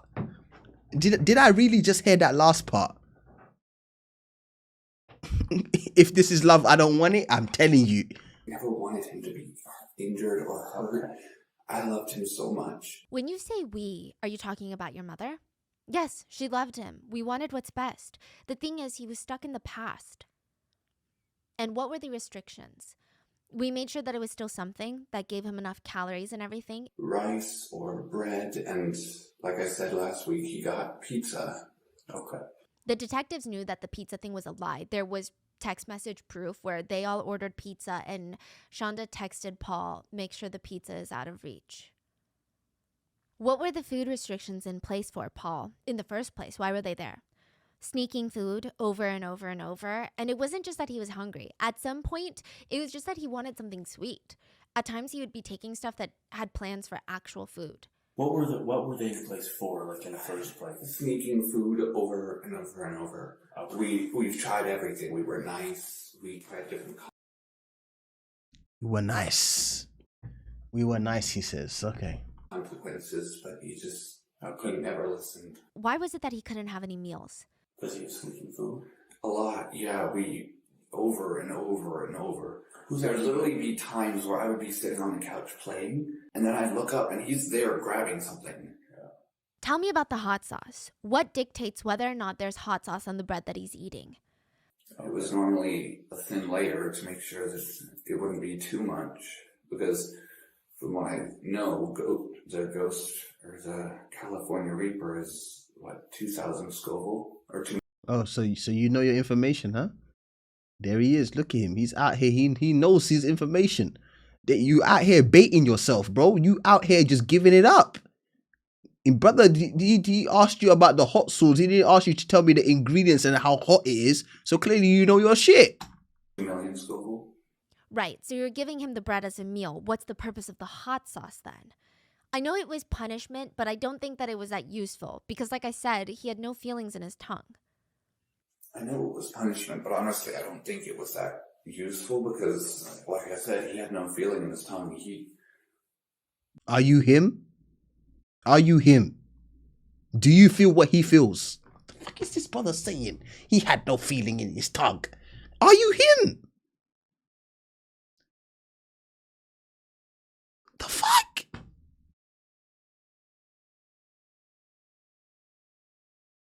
So they're mad about him stealing food because he's stealing food because they're not feeding him anything. It's simple. It literally is.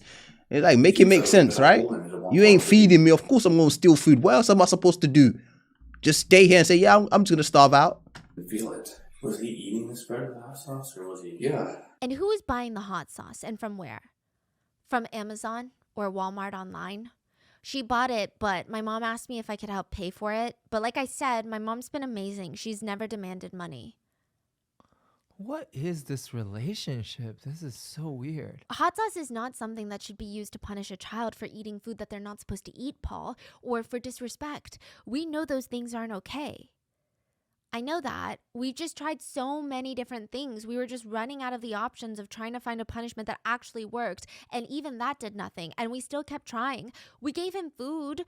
She even told me to make sure that he gets a good amount. She would tell me on random days, but other than the hot sauce punishment, it was always bread and rice. She cared. She never wanted this. She loved him. We wanted what's best. Paul stated sometimes Timothy would just force food back up because I guess he's rebelling, so he would throw up his own food. And the investigator was speechless. The investigator said, honestly, you ever think because maybe it's painful, the hot sauce, so he threw up?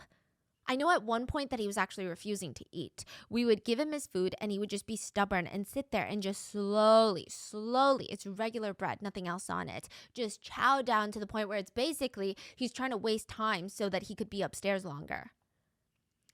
Well, where did he spend most of his time? In his room. Cap. So he's chewing slowly so he can not be in that room in a stress pose. It was basically he was trying to waste time. He could be upstairs. Where did he spend most of his time?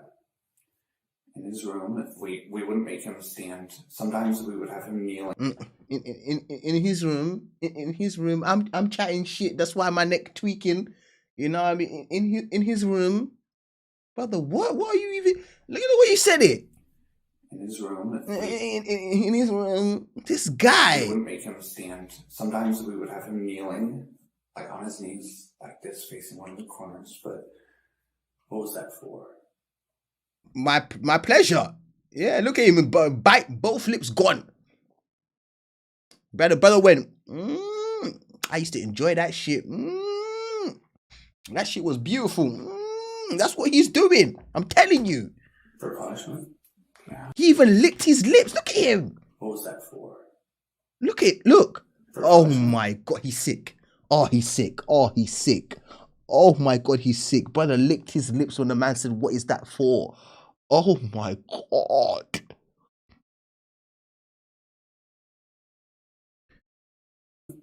yeah. I don't even know what it was for at this point. I'm not sure. Does your mom feel bad at all about giving him just bread and hot sauce and locking him in the closet? Yes. She hates it. She never once enjoyed it. Yes, she Handcuffing hates you, it. and She hates it. She never once enjoyed it. Whose idea She hates it. She never once enjoyed it. Why do I feel like he's referring to Timothy, bro? Why do I feel like he's referring to his brother as it? That's how I feel here. It's not the hot sauce. I'm feeling like he's referring to the brother. He's the it.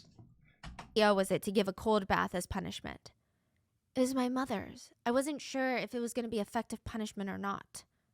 Shonda convinced Paul that Timothy was faking being injured from their torture. At one point, a few days before Timothy's death, Paul sent his mom a few pictures of Timothy and he raised the alarms. He was basically like, Mom, I think he needs to eat a real meal soon. The police show him the pictures that he sent his mother. And then you sent a picture of his leg that's basically gone, right? No wonder he can't stand. Yeah, but the thing is, before yesterday, and I think even the day before, he could walk. He might need a little support every so often, like he put his hand against the wall or grabbed the railing of the... Brother, no 15-year-old should be needing support to walk. Hello? What 15-year-old should be needing support to walk? Stairs, but after a couple seconds, he would let go and he'd be fine. It was never anything major.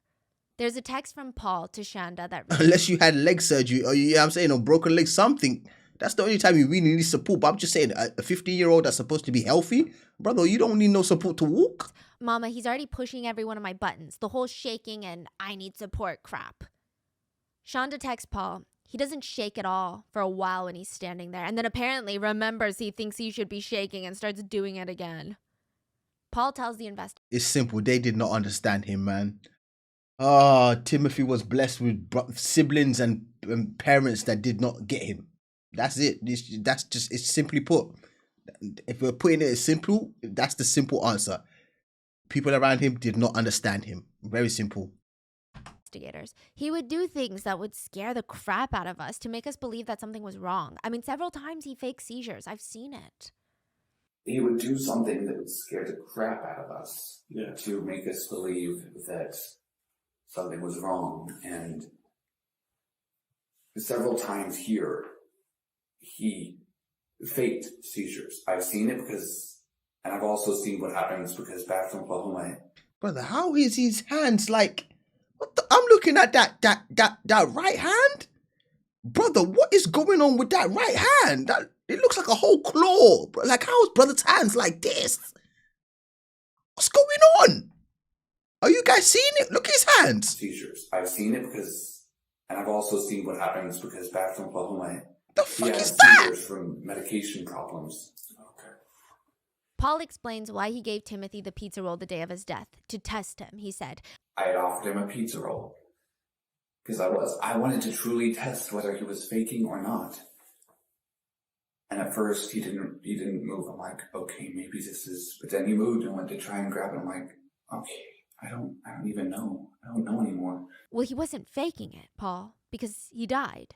Do you feel good about any of that stuff? No, of course not. I can't, right? Brother, put your head up, bro. Stop this shit, bro. No one's buying this. Put your head up. That's a large head, by the way. You got a big head. I just got to put that out there. Your head is huge. I can't even live with myself. The investigator I beg. I can't even live with myself. I beg. Shows Paul another picture of Timothy. It was apparently of Timothy in the bathtub the day of his death, and the photo was zoomed into his face, and this photo has not been made public. What's the deal with this photo in the bathtub and his face? He'd been taking a bath, and I went in there to check up on him at one point, and he's just kind of laying there, and I'm like, "Bud, are you okay?" He didn't respond, but he's looking around, and he was breathing. That much I know. He was breathing. And yeah, I probably should have said something about the ER at that point, though. Well, I certainly sound stupid. Is this when she told you to smack him in the face to see if he was faking it?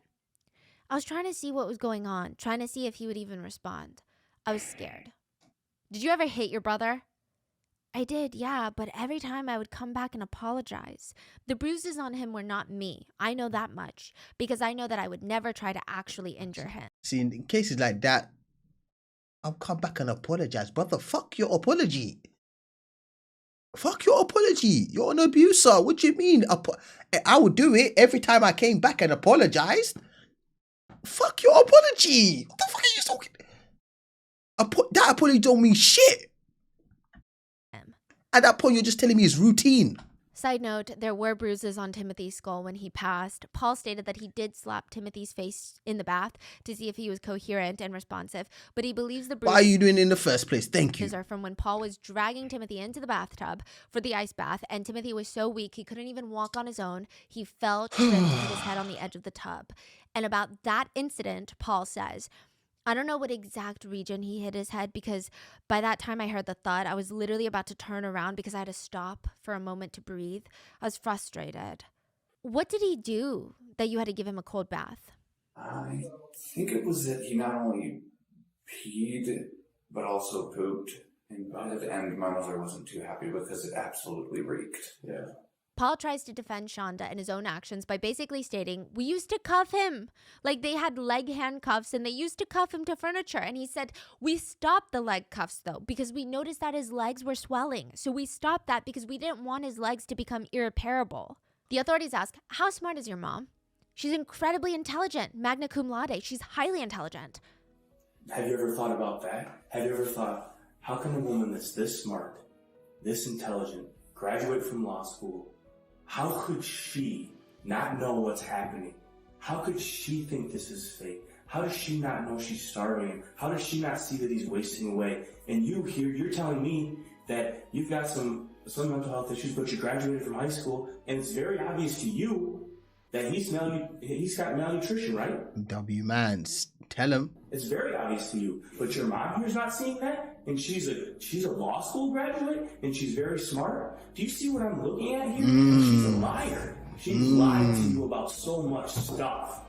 How could Paul not see that? Maybe because to Timothy, Paul and Shonda were the only ones in his life. Literally, they were his whole world. I mean, it's a horrible world, but they were in a way all he had for 13 months. His whole life revolved around them. He wasn't allowed outside. He had no friends. He couldn't go to school. This is all he had. But Paul had a regular life outside of being this punisher. He was a YouTuber. What's up, everybody? It's P4U Plays here. Today I'm actually gonna try and get a face cam, I guess you could say, while playing Minecraft. He told the investigator during his interrogation he likes playing with Legos, video games, anime, and making videos. Being able to build and be creative is just something that I absolutely adored. And it was also something that I liked doing for YouTube. I have a YouTube channel. It's not popular by any means, but it's something I've been very inspired by. I was inspired by Preston Plays and the recently passed Technoblade. He has these videos where he doesn't show his face on YouTube, or at least not for this series. He does have a few videos where he does show his face, but he posts text up on the screen. That's a story that he wrote, a fanfic. But it's kind of like the words pop up and nobody's talking, his face isn't showing, and we just kind of read the words. And this series, it revolves around a half-dragon, half-human named Dynasty. And the dragon form is called Dynasty, the human form is called Paul. But the story of Dynasty is fascinating. In a way, it seems to be inspired by Paul's personal life. And hopefully I'm not being too presumptuous with this, but the backstory to Dynasty is Dynasty's dad is absolutely evil and ends up selling his soul to the devil. The dad is described as a, quote, stubborn, stuck-up bastard who never thought of himself as a bad person with wicked, heartless ways. Yay! But then there are two versions for Dynasty's mom's backstory. In one version, Dynasty's mom dies early on in Dynasty's life, and Dynasty's evil step-cousins that he lives with, are we seeing some parallels here? Yeah, 100%. Are shapeshifters that shapeshift into his dead mom to mess with him. They insult him and they say, I never loved you, while they take on the form of his dead mom. He ends up being so upset and revealing his natural powers that he burns the house down in dragon form. In another version of this story, Dynasty's mom was, quote, a cruel woman who beat him daily, at first with her hands, but then after seeing it no longer had any effect, she began using steel chains. When Dynasty turned 12, his mother began using his body to make money by letting other women have fun with him, leading him to develop an enormous fear of, quote, females. 3 years passed, and it was continued like this. Every day was the same. Get beaten, get R-worded, repeat. There are scenes in his fanfic where the mom is trying to beat him. She comes into the room with a chain and says, hey, you little shit, you know what time it is. She knocks him unconscious, and Dynasty, is trembling on the ground, and she says, don't worry, my best customer comes tomorrow. There's this one part where he breaks free with a group of girls that fall in love with him, and he slams his mother into the ground, snarls in her face, and he's about to kill her, and she says, do it. Go ahead, kill me. He snarls, jumps off, and these are the words from the story. I'm not saying he's snarling, right? He snarls, jumps off in a deep rumbling voice. He snarls at her, no, I'm not like you. And his mom is seen being cuffed and shoved into a cop car. Which is all kind of fascinating. I mean, it could mean something. It could mean a little bit. It could mean a lot. It could mean nothing. But it's always interesting to see if someone gets inspiration from their own lives. Paul told investigators about his mom. I know she's a good person. I just don't know if this is something that is both of our faults. If we should have done something sooner. I mean, I know we both could have. I do know that my mother, she's not perfect, but she's not a bad person. At the very end of the interrogation, the detective asked Paul, I'm going to step out. Do you need anything? You need to use the restroom? Need a drink of water? Paul looks up at him and says, Do you have something I could snack on? Most like hypoglycemia problems. So what type of snack are we talking? Like chips or a little, I don't know what's okay for me. Really anything that's okay. maybe chips, you know. That is ironic. Yeah, after like an hour and a half interrogation about how he starved his brother. Yeah, Paul is very divisive in all of this. Some people think that he's just another child that Shonda had control over, and his ultimate punishment was being turned into an abuser by his own mother. Now, some people have a problem with that because he actually went to Shonda's when he was 18. So he's an adult. So it's like, it wasn't like he was abused his whole life and just under her influence the whole time and then became this adult abuser. But let's just go down this path. Some stated that Shonda physically tortured Timothy, but psychologically tortured Paul. Used Paul to torture Timothy physically. Ordered him around in text messages. I mean, she's clever. She's clever. Right? She is clever. So it is a possibility. I'm not even trying to say it's not.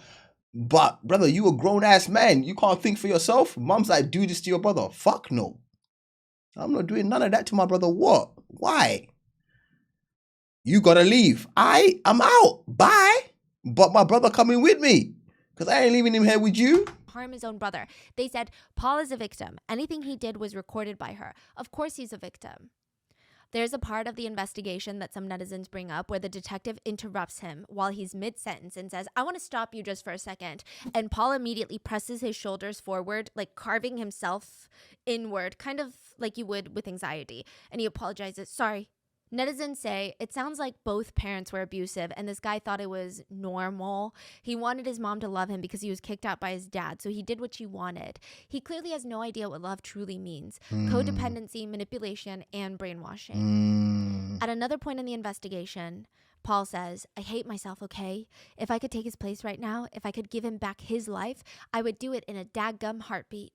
Some people said that the way he talked about his mom in the interrogation was like a cult member slowly waking up. There's even a YouTube video that he posted of himself playing Minecraft, and there's a moment in the video, or a few moments, and it's kind of chilling, where he looks down at his phone and says, my mother just texted me something about my little brother. So he sounds super stressed out, but he tries to get back to playing the game. A minute later, we hear someone yell off the screen, and it sounds like, ow, hello? Paul says, hey, Timbo, could you... Sorry, guys. Geez, not sure if you heard that, but that was one of my little brothers. I deeply apologize. I probably should have asked them politely to keep it down before I came up here. My mother just texted me something about my little brother.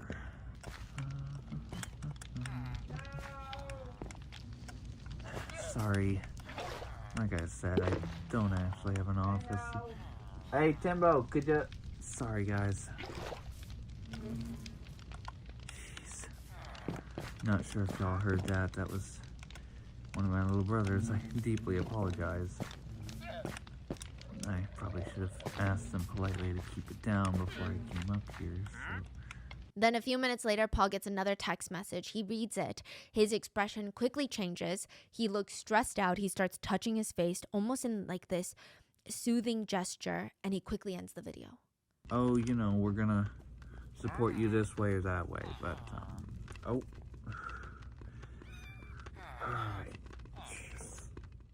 Was it his mom texting him to do something to Timothy? He looks incredibly distraught, if it is. But other netizens disagreed and stated that Paul was just as evil as his mother. They said because he's 20, he's a full-grown adult. Thank you very much. That's what I'm saying. There are a lot of people in this world that are abused by both their parents and they don't help kill their brother. Facts. And Paul and Timothy's half-sister came out to say she lived with Paul before and he was the biggest bully that she had ever met in her entire life. She fully believes Paul was involved in this and was fully complicit on his part, not coerced at all. She said because there was points, you've already explained in the story, there's points where Paul was the one texting the mom like, yo, mom, I'm ready to hook his ass up. Even before moving in with Shonda, he was questionable. She stated the family wanted to get him tested for psychopathy, but because he wasn't 18 yet, they can't get a diagnosis for being a psychopath. And some of Paul's family members have stated that he was a relentless tormentor of Timothy without any coercion from his mother. Paul even stated in his interrogation that his brother Timothy was, quote, motor and speech impaired. So why would he even think that his brother was faking not being able to talk to them the day that he died? Also, Paul worked at a fast food spot. A lot of people argued he could have easily snuck food home for Timothy if he was that scared. Paul would also tell an investigator, I accept responsibility for what happened to Timothy. I was a willing participant in administering punishment to Timothy. It made me feel powerful. I wanted to hear Mama say that she was proud of me. The power got to my head. I was drunk on power. I hate myself. If I didn't do the punishments, Mama would yell at me. Adam, the stepdad, would have never let things get this far. I'm basically a murderer as well. If I did, just throw me in prison for the rest of my life. If I was a part of it, I deserve it. And then a lot of netizens are just kind of somewhere in the middle. They said, I think he needs to be punished, but nowhere near like his mother. She controlled that home and he was afraid of her. I hope a lot of his time in custody will be in a mental institution, and if he ever gets out, he will need a lot of help learning how to take care of himself. During the interrogation, the investigator asked Paul, why did your mom ask you to put pants on Timothy before the cops came? He said, because she didn't want to seem like she's bad, that we weren't neglecting him. And even if that's what somehow ended up like, it wasn't intentional. I just hate it. I know she doesn't want to be the bad guy. She never wanted this. We loved him so much. Paul posted on Facebook for his birthday in April of 2021. For my birthday this year, I'm asking for donations to No Kid Hungry. I've chosen this nonprofit because their mission means a lot to me. No Kid Hungry works to ensure that every child in the U.S. has access to healthy food where they live. This is during the time that he was torturing the brother. We don't know if he was being starved yet, but he had been there together. In about a year, the police would be called and his brother would be found starved to death in that home. Some netizens that struggle with dissociative amnesia have stated they spend a lot of their time looking for clues, because oftentimes they're just left with giant gaps in their memory, so all they can do is try to fill in the blanks. One netizen stated, I have clocks everywhere, and there are times when I can see that the time has passed, but I struggle to fill in the blanks. It's just not there. I know time has passed, but I cannot tell you anything about it. You lose minutes, hours, days, months, even years without knowing what you're missing. Your memory is essentially like Swiss cheese with missing bits that are either brief flashes or just like total blanks. That is what Shonda Vander Ark was claiming she had. She stated that after her husband, Adam's stroke, she developed dissociation to the point of having giant gaps in her memory, so dissociative amnesia. And she also stated that she had chronic insomnia. I have severe attention deficit hyperactivity disorder combined type. I also have sensory processing disorder and OCD. And then after my husband... Yeah, she's too clever, man. She might be too clever for her own good. Brother, how you talking out here? I don't even understand a word you just said. What did you just say? What are those words? You have a what and a what in the what? And the what of the in the other in the what? What did she say? I also have sensory processing. I have severe attention deficit hyperactivity disorder combined. Listen to the habit to the what disorder? Type. I also have sensory processing disorder and sensory processing. What the fuck is that? OCD. And then after my husband's stroke, as a result of my husband's stroke, because I viewed him, I wasn't in the room when he had the stroke, but I was there right afterwards. And so I developed post-traumatic stress disorder with dissociation from Nah, she's full of shit. that. The only lying about so many serious mental things. Exactly. She is rapping. She really is. She out here competing with Eminem. Damn. A huge part of the trial is Paul's testimony against his mother. After the initial interrogation, Paul took a plea deal, and in return, well, it wasn't necessarily a plea deal. He got a little bit of like a agreement that the prosecutors would not ask above the sentencing limit for his crime, which would be first-degree child abuse. He was going to testify against his mom. And in return, Shonda also turned on Paul. Essentially, they're both pointing the finger at each other. When they're both in the courtroom, Shonda doesn't even look in Paul's direction. Suddenly, the mom that loved her children more than anything can't even stand to share the same air as her precious son that she cared so deeply about. She just sits there, and every time Paul says something bad about her, she starts dramatically scribbling on her notepad and whispering to her attorneys. Was there ever any other time where she instructed you to make Timothy throw up? Yes. About how many times did she instruct you to do that? 3 or 4.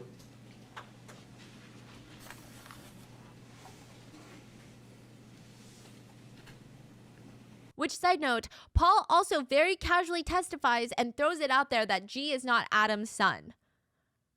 Yeah, everyone So just whose says, son is it? We don't know.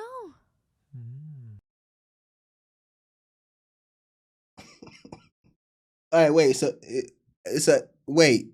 Adam probably He probably went and did a test after. They was like, yeah, I gotta do a DNA test. Is this child even mine? Nah, he's not. I'm out. Divorce. That's probably why he divorced her Paul ass. testifies that he, quote, has something similar to Stockholm Syndrome, where he will do anything to make his mother proud. He states, I suppose I believe that mothers know best if you have the right one. Ooh. Paul confirmed to the jury. Ooh, that was deep. Hold up. Ooh. Paul, why are you spitting game? Hold up. Paul spitting game. Hold up. That mothers know best if you have the right one. Paul confirmed to the jury and the judge that Timothy spent most of his days in that small room under the stairs with nothing but a blue tarp, usually on his knees with his hands on his head, and if he moved, Shonda and Paul would get an alert on their phones, which meant that they would need to go punish him. For what reason? Nobody knows. The prosecutors asked Paul about his mom's Shonda asking him to put hot sauce on Timothy's private parts, to which Paul responded he never actually followed through with it because it was, quote, beyond cruel, as everything was. But later, Shonda would be on the stand, and the prosecutor would ask her, whose idea was it to get the hot sauce and administer it to your son? The idea was originally Paul's. Shonda states that she does sometimes put hot sauce on things that she doesn't want her dogs to chew on, but when asked by the prosecutors if she ever poured it down her dogs' throats, she said, no, because I don't give my dogs human food. You can't do that with service dogs. Because remember, she has blood sugar problems, so she has a service dog. So it never occurred to you, forcing the use of hot sauce on a dog, but you thought to use it as a form of punishment for your 14-year-old child. It was Paul's idea, but yes, I was at my wit's end at the time. You was at your what end? Shonda tells prosecutors. You was at your. Let me hold myself. Let me control yourself. It was Paul's idea, but yes, I was at my wit's end at the time. Shonda tells prosecutors that she put locks on all the refrigerators because Timothy ate all the food. He would sneak the food and then he would eat it. Because the brother fucking starving. Shit. What you fucking expect? The brother fucking starving, bro. Fucking sake. Of course, gonna fucking try to eat everything in the fucking fridge. Shit. Got me rapping now. Fuck. Sometimes he would even forget to close the refrigerator door and it would spoil everything inside. She uses the fact that Timothy was starved to the point of sneaking into the kitchen, risking all sorts of punishment to eat a pound of raw hamburger beef, raw bacon, and frozen chicken nuggets frozen as a reason that she had to lock up the food and deprive him of a basic necessity for life. Side note, I don't think by the point that Timothy passed, he had the strength to walk up the stairs at that point. I don't even think, let alone he could open a refrigerator door.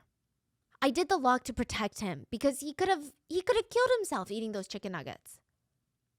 I didn't put the locks on after he did the hamburger or the bacon, but the chicken nuggets, it's raw chicken.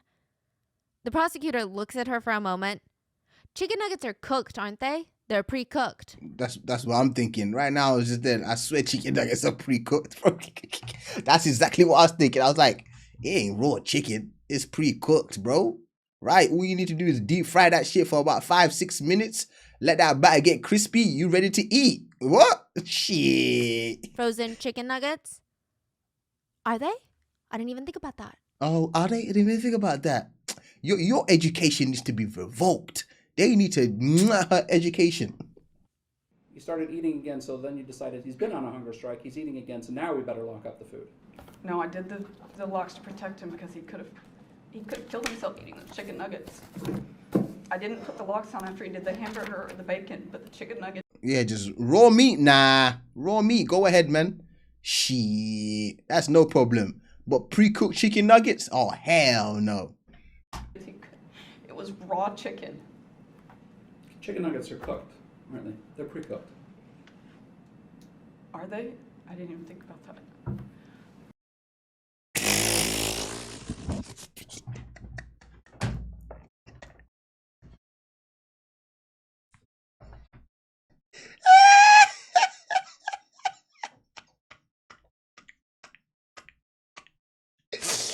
No, bro, I can't.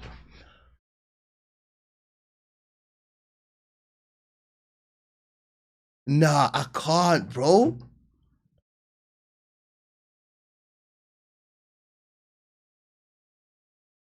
I think she's trying. She knew this, man. She knew that chicken nuggets were pre-cooked. Right now, she's just trying to save herself. So she's chucking out any type of lie just to save herself. That's what it is, man. She knows this. But it's okay if he has a frozen pizza roll or two if he sits up, right?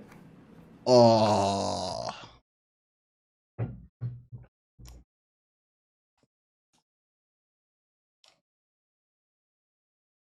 She getting cooked. Oh shit, she getting cooked. Oh shit, she getting cooked. But it's okay if he has a frozen pizza roll or two if he sits up, right? Yes, sir. Mm-hmm. But the day of Timothy's death, Shonda had texted Paul, "Don't tell him it's only 2 pizza rolls, and I'm okay if they're frozen rather than cooked." The prosecutor says, "Then why did you send this message if you're so worried about him eating frozen food?" I don't know. I don't know, but you're caught in the lie. The prosecutor brings into evidence text from Shonda to Paul, asking Paul to smell Timothy's breath. The text reads, Hey, check his breath. I can almost guarantee he's eaten something. He was chewing on something when he walked downstairs. You and I will be talking about this on a later date when we're both home.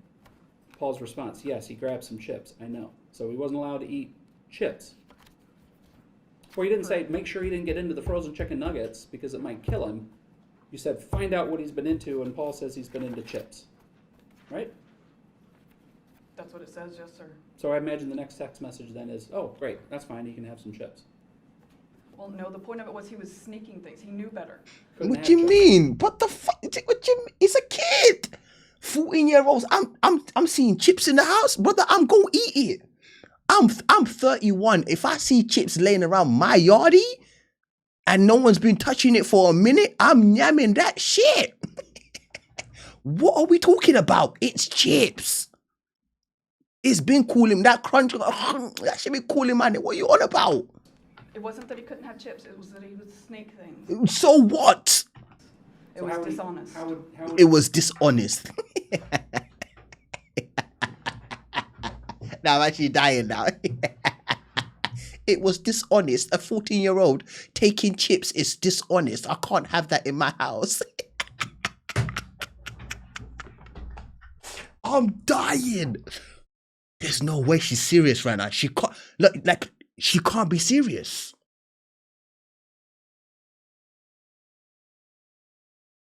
She can't be serious. Getting chips. He didn't have to earn them. All he had to do was ask.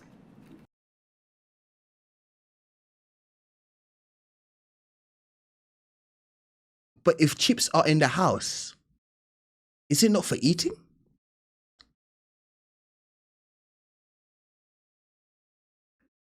You brought chips into the house. Are we not supposed to eat it? Or is it for display?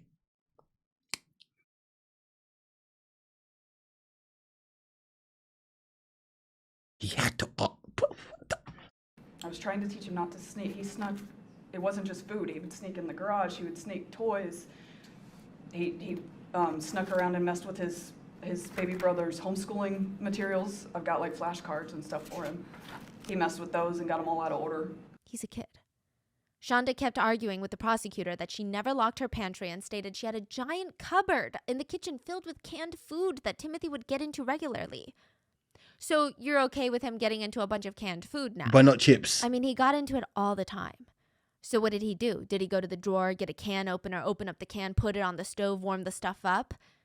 No, he didn't. He would just eat it straight out of the can. It was weird. And your response to all of this, rather than seeking some professional help for him because of these eating issues he apparently has, is to restrict even further access to food? Then watch his every move on camera or motion sensors?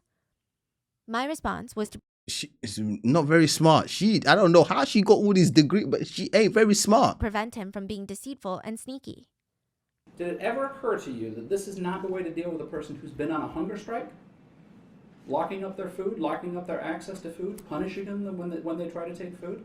Did that ever occur to you with your brilliant legal mind? I like this judge, bro. Go ahead, judge. Cook her ass. Cook her. If it was, that wasn't a good idea. I don't know. I don't know what I was thinking. What do you mean, I don't know? What does I don't know mean? But we in court. You can't be out here running that I don't know. That's not gonna work for you, woman. I don't know this, I don't know that. You gotta give answers. 20 minutes ago, you were out here, you saying you were suffering from I don't know what from what, and suffering from this to this because husband happened this, and you suffer from that. Back then you had your words, but now it comes to food, you don't even know how to speak. What shit? The fuck? April 27th, Timothy is no longer allowed anywhere near the fridge, freezer, or pantry, or any other place where food is. Oh, but you allowed to take that. Did you ask the judge for permission? Did the judge say you allowed to drink his water in his court? Huh? You just opened that shit and just started drinking. Is that allowed? Where's the permission? So now it sounds like he can't even get into his cabinet full of canned goods, right? I mean, that's what it said. We never put it, there was never a lock on that. But he wasn't allowed near it. I mean, if that's what it says, I don't. The prosecutors then. And if we really deep the speech as well, let's actually deep the speech. She keeps running that whole wee. So you're telling me it was teamwork? At that point, you lot are guilty AF because all I'm hearing is we. You lot out here like you're French. We this, we that. We never did this. We didn't do that. We. And presented another text message exchange that she had with Paul that referenced pouring Tabasco down Timothy's throat because he ate a cup of raw pancake powder. Raw pancake powder. Like maybe the batter, I mean. Do you remember this text message? Vaguely. I don't remember the Tabasco because I said Tabasco? The text read, put Tabasco in his mouth and make him swallow. Lots of it. Do it every 30 minutes till you leave. That's what you said. I don't remember that being a part of it. I remember part of the conversation, but I don't remember that part of it. We didn't have any Tabasco sauce. That's why it doesn't make any sense. We had hot sauce, but we didn't have Tabasco sauce. Okay, so the punishment for eating pancake in a cup is Tabasco or some type of hot sauce in the mouth. Is that right? Sneaking something dangerous? If that's what, I mean, if you're asking what he was punished for, it would be for sneaking. You were concerned for his well-being. Yes, sir. That's why you were having the text exchange, because you're real concerned for him. Yes, sir. Those pancakes in a cup, if I remember correctly, it's been a while, but they had eggs in them. Raw eggs.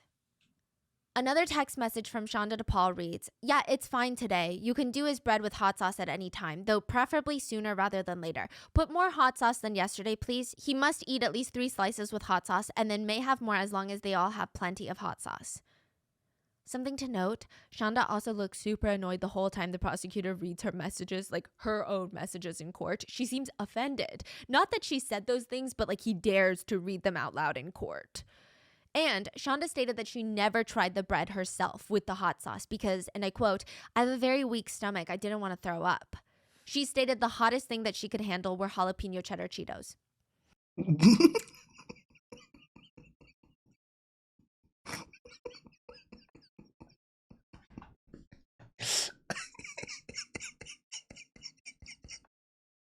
I can't do this shit no more.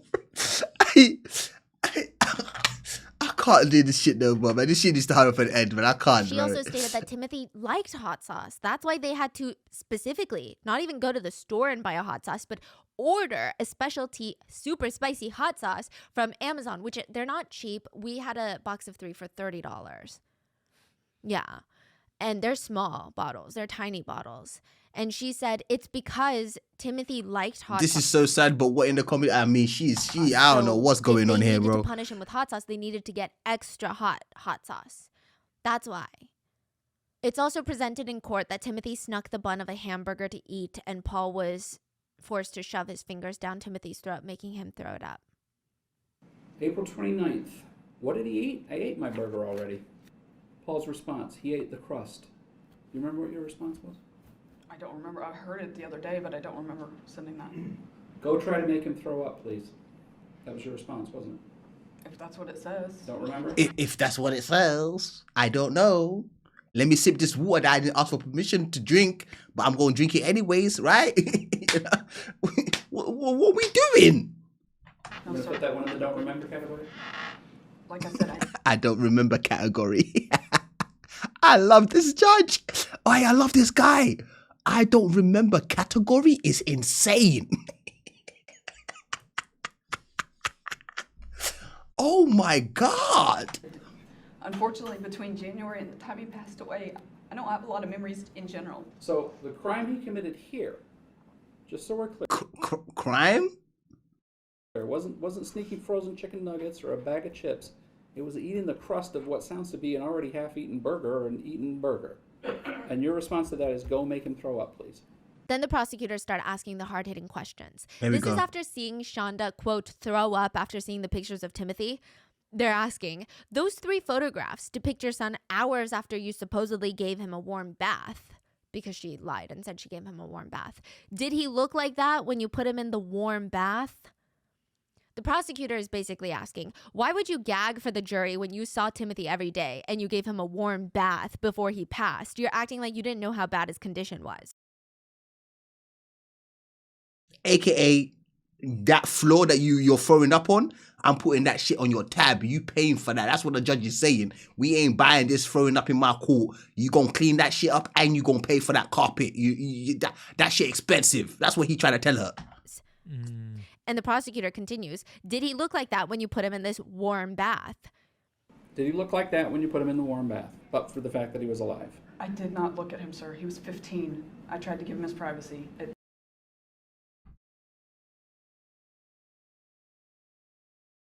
Are you privacy? Are you forgetting the part about cameras all over the house and what? Wait, huh? Woman, make it make sense. Like, what do you mean? He's 15. I'm trying to give him woman, you got cameras all over the house. There's cameras all over the house. The whole house.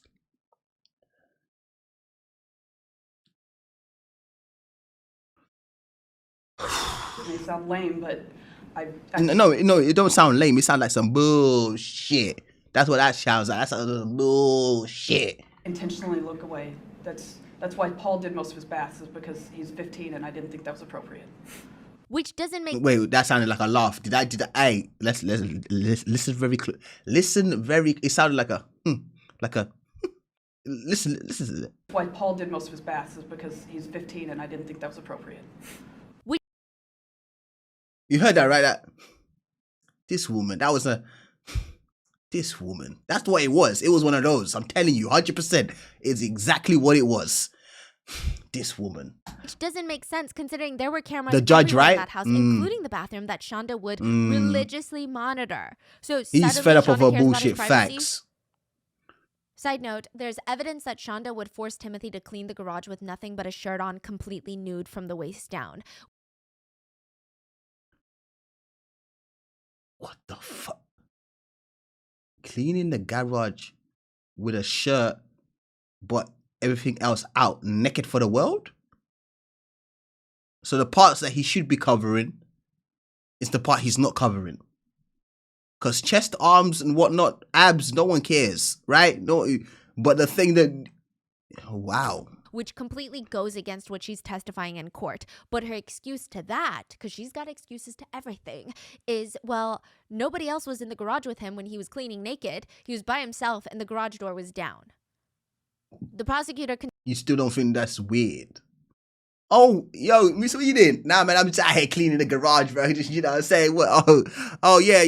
I just got a shirt on, you know what I'm saying? What? Boxers? Shorts? Child? Nah, man. I'm letting that shit hang. Free out here to the world, man. Let it catch some air, some breeze. The continues to grill her. So you didn't put him in the bathtub last night. No, he was already in the tub when I got home. Did you get him out of the tub? I don't remember. Maybe later that night. I would assume so. Later that night? How long was he in the tub? Well, night to me is like any time after work, so... After the bath, it's believed that Shonda dragged Timothy out of the tub and threw him into the I'm telling closet you, for the night freaky where he A, was ultimately facts. dead. The prosecutors asked, And did you push him down onto the ground so that he was laying and facing the camera? If that's what it shows, then yes. Oh my God! If that's what it shows, if that's what it says, if that's what it says, if that's what it shows, maybe, you know, I don't know. But if that's what you're seeing and that's what you're reading, then it is what you're reading, and that's what...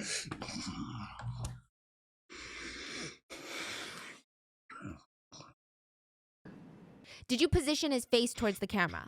If that's what it shows. And did you tell him that he owes you the biggest apology on the face of the earth and then maybe he can go use the restroom? If that's what it shows, sir, but I don't remember any of this. And did you tell him you don't need to open your mouth every time you breathe, dummy, and then hold his mouth shut? I don't know what I said, sir. I mean, I'll take your word for that's what the video Oh, you don't have to take my word for it. I'll take your word for it. I'll take your word for it, bro. I got evidence right here in my face, and you're saying I'll take your word. It's not my word. This is your words. This has got nothing to do with me. This is you. You said this. I'm repeating what you said. What do you mean take my word for this? Let's play the video for it. Oh no, man said let's run it back. Oh no, now this judge is cold. This is a cold mofo. Whoosh. Whoosh. Sir, that's not necessary. Oh no, he go run it. He go run it because you out here trying to act stupid. You out here trying to run your mouth, act stupid like you don't know shit. If I'll take your word for it. I'll take your word for it, sir. I'll take your word for it. Nonsense. The prosecutors continue grilling her. Would you stick your dog in an ice bath? That would never occur to me. And having big dogs, I don't bathe them at home anyway. I use dry shampoo or I take them somewhere else to be bathed. I'm not talking about giving them a bath. I'm talking about using ice bath as a form of punishment for your dogs. I don't have space to do that, so I wouldn't do that because I don't have the kind of space for that size dog. Are you saying that if you had a large enough tub, you would want to punish your dogs by putting them in an ice bath? I mean, I can't imagine doing that. Side note, this is really sad, but Shonda's dogs were treated really well. And that's not the sad part, but it must have been really tough for Timothy to see that his mom treated her dogs better than he was treated. The dogs always had food left out just in case they got hungry. She had giant containers of food as backup. She kept the dogs in good hygiene, sent them to the groomer, wiped their ears, made sure they had daily walks. Meanwhile, Timothy, her son, a little human being, got nothing. And I know some people be trying to grill me for this, but I've always said this. People know this. I'm not an animal lover. Like, I respect all animals and whatnot, but I'm not an animal lover. Like, I would never have a pet. But there's no way on earth I'm putting a pet before a human being ever. I don't even care if it's an evil human being. I am not putting that person. I'm not putting that pet before a human being. I'm not doing it. I'm not doing that shit ever. No, I'm not doing that. Shonda But that's was also crazy to me. confronted by the prosecutors about lying to the police about feeding Timothy slices of buttered toast the night before he passed. And her responses to all these questions are variations of, I hear what you're saying, but I don't remember saying it. I don't remember, sir. If that's what you say, it shows. If that's what the video shows. If that's what the text reads. So you don't remember saying any of these things to the police? If you say I did it, then I guess I did it, but I don't. Brother, Judge, did you not hear earlier? She said she was suffering from what, I can't remember the names because they were so long, but she was suffering from this, then she was suffering from that, and then she was suffering because of that, and then because her husband had the stroke, she was suffering because of this, and that way time was no longer time, it was an illusion, and therefore she had gaps in her memory because of the situations that happened, and you remember, right? Like, you know? I don't remember, sir. There are a few times that she actually remembers something. I know, crazy, okay? It was either her remembering something good that she did or justifying herself or even excusing herself. When the prosecutors showed her a text message she sent to Paul talking about how Timothy should sleep in the garage, she said, I actually remember that message. You were going to have him sleep in the garage for a night. I actually remember that text message and I was frustrated. I never would have done it, but I was frustrated. I type really fast and Oh yeah, you smart, innit? So of course your fingers, and the fact that you were doing this daily, hours on end, of course you know, practice makes perfect. You know, the more you be typing, the better you get. You were an expert at that point, right? You and Paul. Huh? You like that, send, you, of course, Speedy Gonzalez. I have to saying stuff when I'm upset, and then calming down later and it being totally different. But I do remember that, and it never happened. Is it me, or she's trying to, like, she knows that she killed her son, right? But now she's trying to play this whole mental game. I'm suffering from mental issues. I'm suffering, send me to an asylum. Like, don't send me to jail. Say it's because that's what she's trying to do now. She's trying to do that whole, I got a mental illness. I'm suffering from this. That's why I did what I did. She's playing that. What didn't happen? What didn't happen? You didn't make him sleep in the garage? No. Oh. In another incident, Shonda was shown the evidence that she knew how bad Timothy's condition was because Paul had sent her pictures a few days prior to his death with a message that says, he's bone thin, mama. I think we should feed him. Shonda responds to Paul in a text message. Trust me, I know he's thin. That being said, he told me a week and a half ago that he wanted to be thin to make me feel bad for punishing him. So yeah, while I want to fix it, he's going to get most of his calories from plain bread and rice for now for pulling that. He'll get plenty of calories, but not get to enjoy them. Shonda would stick to her lie that she had no idea how bad her son's condition was, even when presented with all this evidence. The prosecutors asked how she didn't know if she had the pictures, and she said, My kids are, most of them are slim. Paul is 6'1" and 130. He doesn't even hit the 130. I knew all the weight was in his head. I knew all the weight that Paul had was just that head of his. I knew it. 6 what? Weighing 100 and what? For a 5'8" person. And I lose weight extremely easily, so it never occurred to you to go back to that text message Paul sent you because you said you were at work and see the picture and check what condition he was actually in? No, sir. With me, when something is out of sight, it's out of mind. Once I scroll, I don't scroll back on text messages. So the prosecutor is like, out of sight, out of mind? Applies to Timothy as well, isn't it true? Timothy had just become nothing more than an annoyance for you, and he wasn't even a human being in your eyes. That is absolutely not true. Netizens thought it was, because Shonda remembers everything bad that Timothy ever did, but she only remembers everything good that she's ever done and nothing bad. They also stated that it's very convenient that she doesn't remember anything, but she has the cognition and logic to come up with lies that protect her. Also, she was very quick to throw Paul under the bus during all of this, and when she was asked about the leg cuffs, she said, I was aware that Paul had them. If you look at my Amazon, Paul had the option to do payment on there as well as mine. Paul had actually ordered those under his account. Order what? Ordered the leg cuffs. What is leg cuff? Leg handcuffs that he was, yeah. Experts who study deception. Yo, hubby, come on, man. It's in the name, bro. Leg cuffs. Come on, brother. Come on, man. Come on, bro. Come on, brother. I've been trying to help you lately, but brother, come on, man. Come on. Stated that this is very standard practice for liars. So instead of just answering the question yes or no, they always create this smoke screen of like, you can check my phone. You can check my account then. Like, you can check my Amazon, in hopes that you don't actually check it. They're trying to give themselves a sense of credibility. But it's like, just say yes or no. She also lies on the stand and states the leg cuffs used on Timothy were Paul's and the hot sauce was all Paul's idea. You know, there are texts that literally read from Shonda. So now this is where you get to the point where like you can kind of see why everyone's saying Paul is also a victim, because the way she's trying to chuck everything at him, right? She was trying to basically just use him as a scapegoat. To Paul. The transaction is handcuffs and leg cuffs for Timothy from Amazon. Figured it'd be okay to get those right away till we talk about the censors and stuff. And even when Shonda is shown pictures of Timothy during the trial, she throws up, remember, like we were talking about. But netizens have pointed out the reaction is so quick. It's almost like she covers her mouth before she even looks at the pictures for too long. It's like her brain didn't even process the pictures yet, but it feels like she planned the reaction. One netizen simply commented, fake puke. Another commented, her lawyer really said, get up there and act like your life depends on it because it does. And she thinks she ate.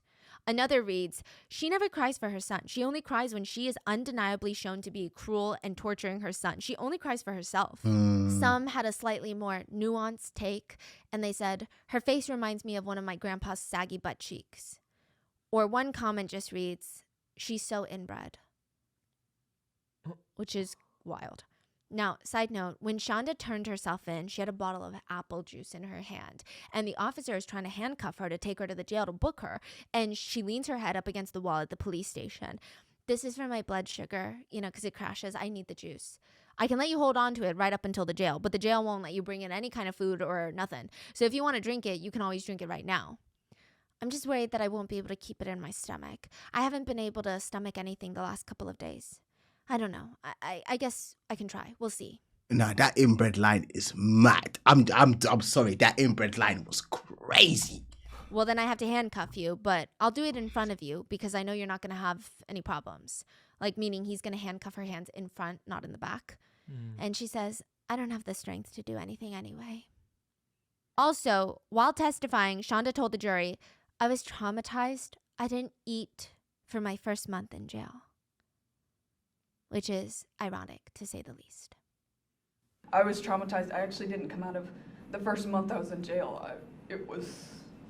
No one cares. No one asked you about that. I wish the Lydia that used to work for the public defender's office visited me, and she said it was pretty obvious that I was under severe trauma. I didn't eat for my first month. Okay, no Shonda's one other cares. two children. No one So cares. the full Like, I don't siblings of care. both Like, I Timothy actually and don't Paul care. gave their impact statements.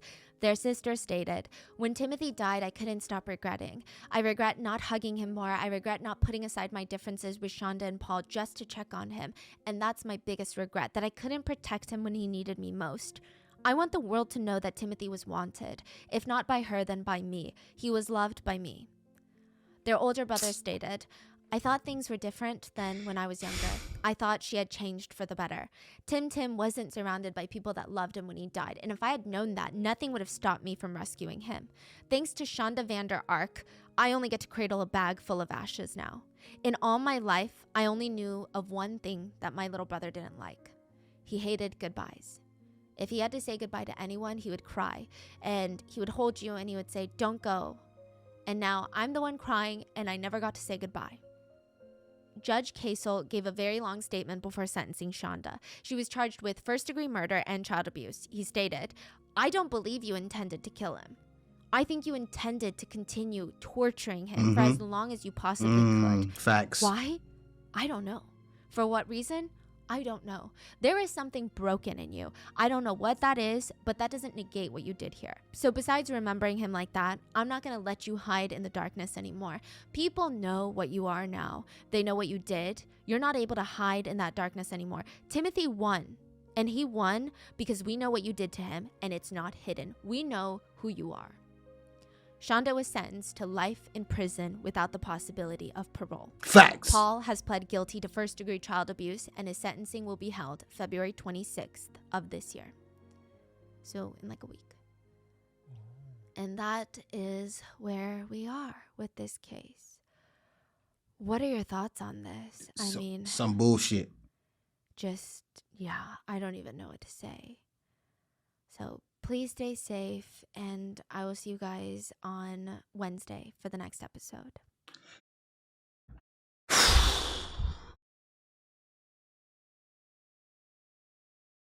She gonna rot in jail. She gonna rot in there. Rot. And I hope that, better yet, I hope that,